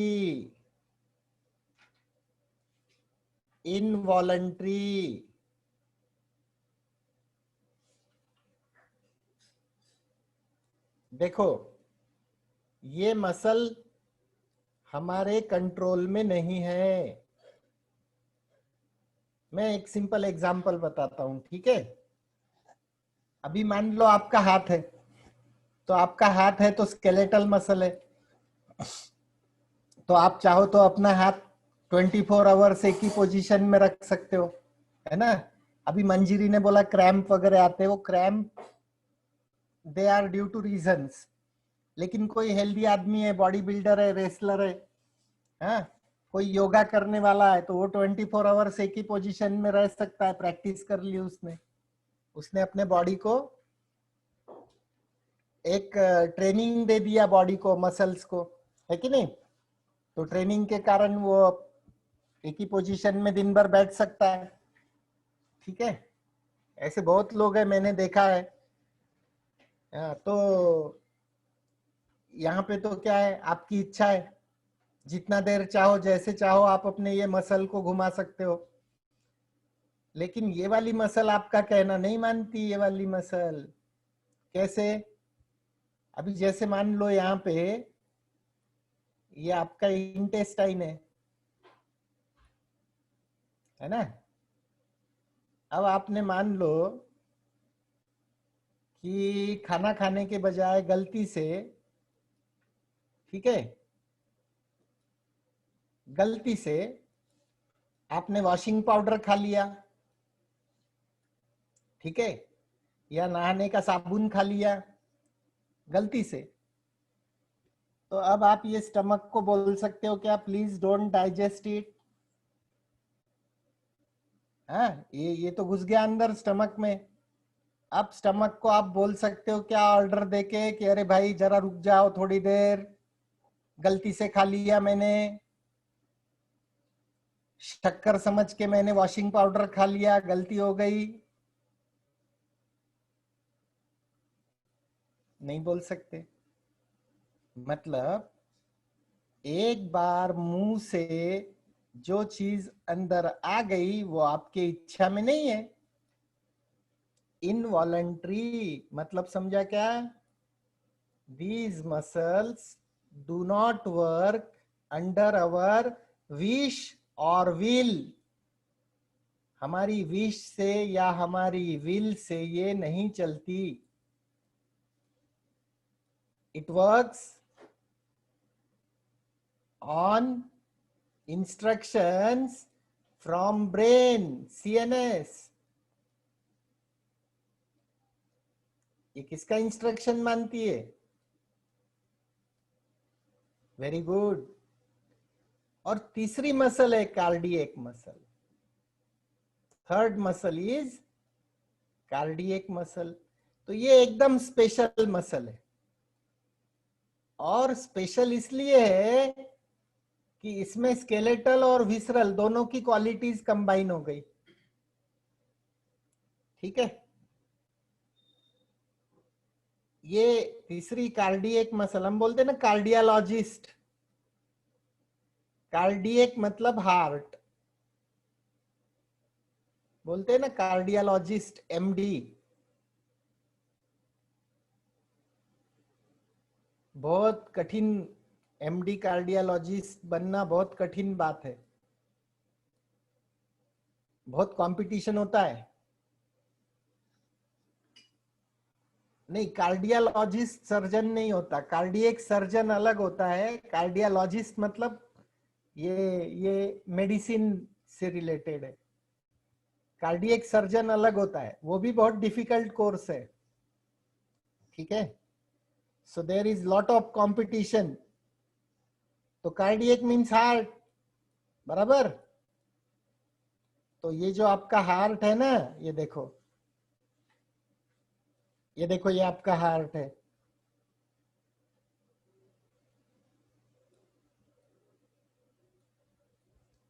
ये तो ये जो हार्ट है ना, ये इसकी वॉल है हार्ट की, ये देखो,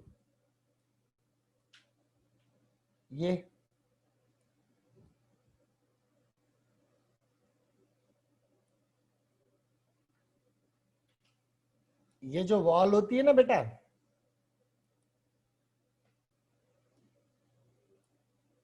ये वाली wall,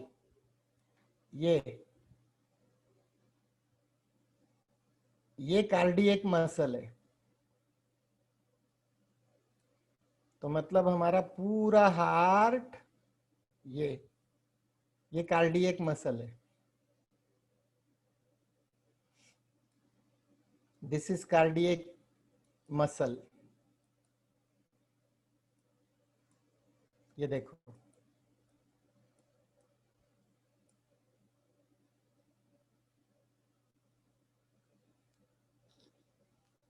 yes Maninder Kaur, yes yes, ये आपके कहने से नहीं चलता है, ठीक है। ये भी सीएनएस से सिग्नल लेता है।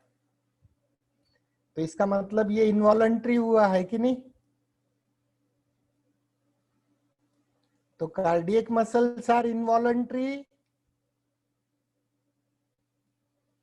And skeletal muscles are voluntary. Okay, अब एक एक को पढ़ते हैं। अब पहले स्केलेटल टिश्यू देखते हैं, चलो ठीक है। Just focus on skeletal tissue.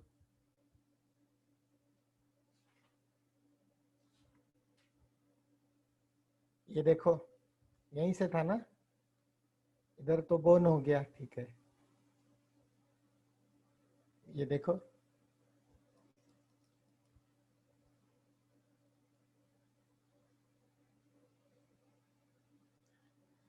Definitely Manjiri you will become cardiac surgeon, definitely. लेकिन बहुत मेहनत करनी पड़ेगी, बहुत। देखो बेटा, लाखों करोड़ों बच्चों में से अपने को नीट की एग्जाम में सिलेक्ट होना है, और फिर वो लाखों करोड़ों बच्चों में से लाखों स्टूडेंट्स एमबीबीएस करते हैं, उसमें से बहुत कम सीट होती है कार्डियक सर्जन के लिए, है ना। It is one of the top most field. You can definitely become heart surgeon, definitely, and you can be a very very good heart surgeon. Correct, correct. तो पहला टारगेट हार्ट सर्जन बनने के लिए MBBS है ना, NEET. और NEET के लिए एकदम तैयारी, एकदम 360 में 350, correct Manjari, 350 out of 360। General MBBS में ना, जनरल एमबीबीएस के लिए आपको 600 के लगभग अच्छा चाहिए स्कोर, 720 में। ओबीसी में 550 तक हो जाता है, 550 560 तक हो जाता है। एकदम जनरल कैटेगरी में 600 प्लस स्कोर यदि रहा तो बढ़िया कॉलेज मिलता है, medical college. You will get BJ if you score 600 plus. SC में अजिंक्य 450 से ऊपर मिल जाता है बेटा, 400 to 450 you get college SC में, है ना। एससी एसटी में 450 तक देयर आर चांसेस, ठीक है। 400 प्लस हो गए तो चांसेस है। विजय का भी 400 के प्लस में मिलता है, विजय को भी, विजय एससी एसटी एनटी। हाँ, ओबीसी में 550 के ऊपर लगभग चाहिए, 500 से ऊपर होना ओबीसी में। ओपन में 600 बोला ना मैंने वैष्णवी, ओपन 600, 600 590 600 ऐसा स्कोर है ओपन में तो कॉलेज मिलेगा, तो मिल सकता है ना। मैं तुमको बताता हूं, यू विल स्कोर 360 में से 350 स्कोर करोगे तुम, मेरे कहने से पढ़ाई करो। My students have scored 330 plus, 330 plus score किया है मेरे स्टूडेंट्स ने। आप 350 प्लस स्कोर करोगे, मेरे कहने से मानो आप। ठीक है, अभी जो मैं आपको क्वेश्चंस दे रहा हूं वो आप सॉल्व कर रहे हो। देखो सॉल्व करते वक्त ख्याल आ रहा होगा कि वो क्वेश्चन का लेवल अलग है। आ रहा है समझ में कि नहीं? अभी तो मैंने शुरुआत की है, तो ऐसे बहुत सारा मटेरियल है जो लेवल देख के अलग अलग स्टूडेंट्स को मैं प्रेफर करता हूं कि वो सॉल्व करे। तो आपका सॉल्व हो जाए ना तो मुझे इंफॉर्मेशन दिया करो कि सर ये मेरा हो गया, मुझे नेक्स्ट क्वेश्चन दो, है ना? क्योंकि मेरे पास तो अनलिमिटेड क्वेश्चंस है, और जितने क्वेश्चन आप करोगे उतना आपका बेनिफिट होगा, उतना आप 350 प्लस के करीब जाओगे। Okay okay Manjiri, I will go through it. Okay, I will go through it. Okay ठीक है, चलो अभी मैं बात कर रहा था कि स्केलेटल मसल की, है ना यहाँ पे। चलो अभी हमारे पास टाइम कम होता है तो हमको ये कंप्लीट करना है। चलो अभी देखो, ये देखो, अभी ये देखो, थोड़ा इसको छोटा करूं क्या? बहुत बड़ा हो गया ना, छोटा कर देता हूं। ये देखो,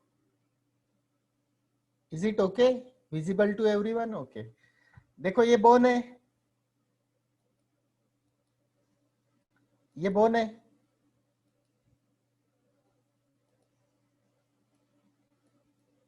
बराबर।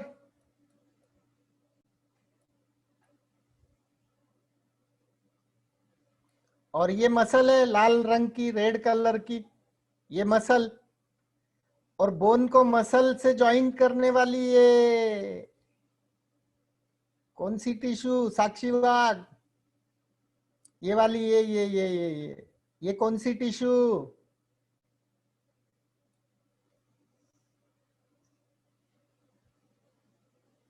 Yes, dense connective tissue. कौन सी डेंस कनेक्टिव टिश्यू? कौन सी? Come on, I want specific answer. White fibrous, yellow elastic, कौन सी?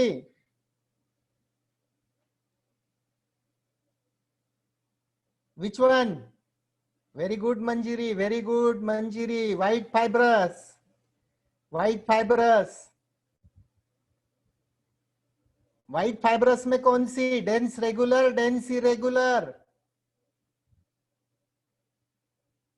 Very good Prathamesh, very good, regular, regular. नहीं नहीं प्रीति दामले, तू गड़बड़ कर रही है, इरेगुलर क्यों बोल रही है? Okay, regular, regular, regular, white fibrous, dense regular, that's it, well done. चलो तो इसको हम क्या बोलते हैं? Tendon. Tendon connects bone to muscle, bone to muscle.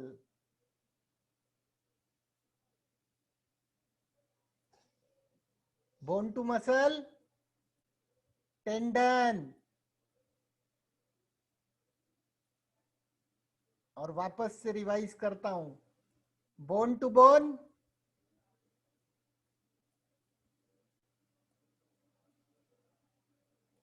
Very good, very quick answer, ligament,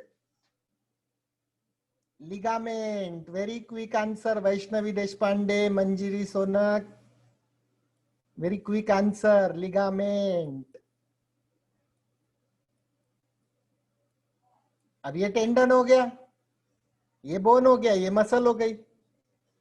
अब मसल का स्ट्रक्चर कैसा है देखो यहाँ पे, देखो अपन ऐसे, मतलब ऐसा समझो कि अगरबत्ती की स्टिक होती है ना, अगरबत्ती की स्टिक,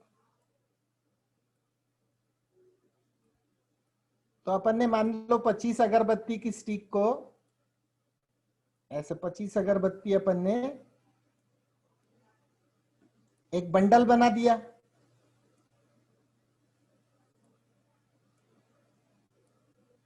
ठीक है, सर्कुलर बंडल बना दिया एक, ये करेक्ट है ना? और फिर दूसरा 25 का बंडल ले लिया, हाँ, ये पैरेलल हो गई है। तो यहाँ पे अगरबत्ती को आप मसल फाइबर समझो, सिंगल मसल फाइबर। ठीक है। अब मसल फाइबर का मतलब होता है मसल सेल, ख्याल रखना।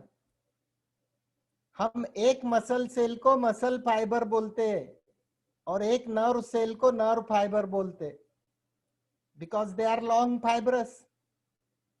तो इसको हम बोलते हैं मसल सेल या मायोसाइट। मायोसाइट।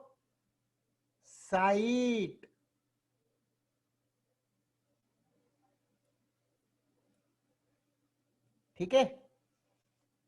तो पहले मसल फाइबर का एक छोटा बंडल बना, देखो दिख रहा है ना बेटा, यहाँ पे बड़ा करूं, इसको एनलार्ज करूं।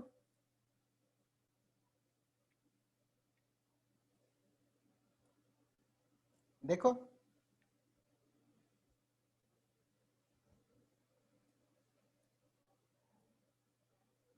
ठीक है, ये पैरेलल, ये एक मसल फाइबर, फिर यहाँ पे कई मसल फाइबर 10, 20, 25 मिलके एक कवरिंग आ गई है। देखो,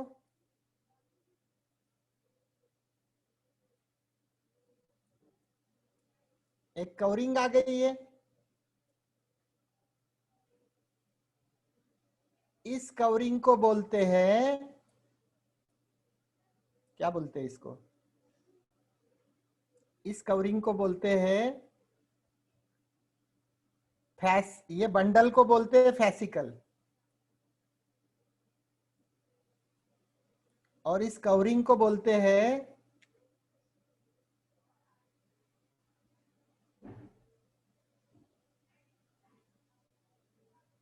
ये देखो।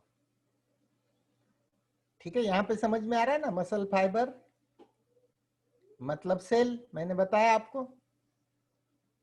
यहां पे ये बंडल बना, so this bundle is fascicle, ये फैसिकल है। और ये जो मैंने वॉयलेट कलर का कवरिंग बनाया, ये है पेरीमाइसियम। पेरीमाइसियम। ठीक है। और और एक मसल फाइबर, जैसे यहाँ पे मैं एक मसल फाइबर बना रहा हूं, सिर्फ इतना इतना पोर्शन बना रहा हूं। ठीक है, ये मसल फाइबर, ये देखो, ये मसल फाइबर, ये मसल फाइबर, ये मसल फाइबर, ये मसल फाइबर, ये मसल फाइबर, ये मसल फाइबर। अब इसके बीच में देखो मैं क्या बना रहा हूं, इसके बाहर जो कवरिंग है ना, ये पेरीमाइसियम, एंडोमाइसियम, ये covering endomysium, this is endomysium, endomysium, endomysium. और फिर कई सारे ये मसल फाइबर मिलके एक बड़ा बंडल बनता है, ये देखो, ये तो ये हो गया पेरीमाइसियम। दिख रहा है, पेरीमाइसियम, एंडोमाइसियम, क्लियर। ये अंदर muscle fibre, this is muscle fibre. Muscle fibre के इमीडिएटली बाहर जो है वो एंडोमाइसियम, एंडोमाइसियम के बाहर जो है वो कई सारे एंडोमाइसियम मिलके एक बंडल बनाते, तो उसके बाहर जो है वो ये पेरीमाइसियम, ये पेरीमाइसियम, करेक्ट। ये सब कनेक्टिव टिश्यू का पैकिंग है, अलग अलग टाइप की कनेक्टिव टिश्यू, ये पेरीमाइसियम। अब देखो, अब कई सारे पेरीमाइसियम मिलके, वापस हम वही कलर ले लेते हैं, देखो, कई सारे पेरीमाइसियम मिलके, ये देखो, ये एक पेरीमाइसियम हुआ, ये एक पेरीमाइसियम हुआ, ये पेरीमाइसियम हुआ, ये पेरीमाइसियम हुआ, ये पेरीमाइसियम हुआ, ये पेरीमाइसियम हुआ, अब देखो कई सारे पेरीमाइसियम के जो बंडल है उसको लास्ट में एक और पैकिंग मिल गई, और वो पैकिंग को हम थोड़ा जरा पिंक कलर से बना देते। सो दिस इज, तो थोड़ा और बड़ा बना देते। ये देखो, दिस इज इपीमाइसियम।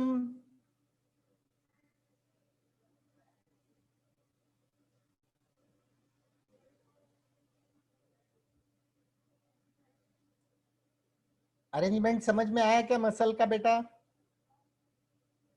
हाँ Maninder Kaur, we will come to myofibril, अभी आएंगे धीरे धीरे, जल्दी मत करो, एंजॉय करो पढ़ना, ठीक है? जल्दी मत करो बेटा, एक एक कॉन्सेप्ट को समझो, ठीक है? मनिंदर कौर, ये समझ में आ गया क्या पैकिंग मसल का? साक्षीवाद, पैकिंग समझ में आ गया क्या बेटा? यस, ओके ओके, है ना? अब देखो एक एक चीज पे डिटेल जाएंगे अपन, पूरा मॉलिक्यूलर लेवल तक जाएंगे। I will explain you, believe me, I will take you to the greatest depth, you will enjoy it हर एक चीज में, ठीक है? अब देखो इसको सिंपल आप कैसे बना सकते हो? सिंपल, तो ये मैं एक पहले पेरीमाइसियम बना देता हूं, ये इपीमाइसियम, दिस इज इपीमाइसियम, करेक्ट? इपीमाइसियम के अंदर ये पेरीमाइसियम,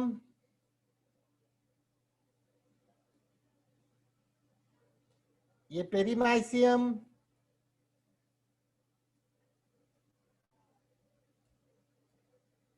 पेरीमाइसियम के अंदर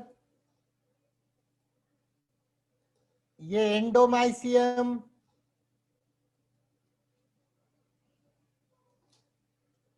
एंडोमाइसियम, और एंडोमाइसियम के अंदर मसल फाइबर। तो ये पूरा आपका टीएस हो गया, ट्रांसवर्स सेक्शन, है ना? अब हमको स्ट्रक्चर ऑफ मायोफाइब्रिल पढ़ना है। मायोफाइब्रिल मतलब इस एक स्ट्रक्चर को डिटेल में पढ़ना है हमको, ये वाला जो स्ट्रक्चर है ना, ये दिस स्ट्रक्चर, इसको हमको डिटेल में पढ़ना है। इसको हम पूरा डिटेल में कल पढ़ेंगे, और इसका इलेक्ट्रॉन माइक्रोस्कोपिक व्यू कल हम देखेंगे। बहुत इंटरेस्टिंग है, बहुत ध्यान से पढ़ के आना कल। आपको आज होमवर्क ये है कि आप इसको आज मसल फाइबर के स्ट्रक्चर को पढ़ के कल आओ, करेक्ट? करेक्ट, इसको कल हम डिटेल में पढ़ेंगे। आज हमने पैकिंग पढ़ लिया पूरा, कल हम इसको डिटेल में पढ़ेंगे। Okay Maninder, tomorrow we will discuss. Manjiri, Sakshi, Vaishnavi, okay will discuss tomorrow, ठीक है? Thank you everyone, thank you, thank you Haniya, Vaishnavi, Deshpande, समझ में आया सब? Okay okay, have a good day everyone,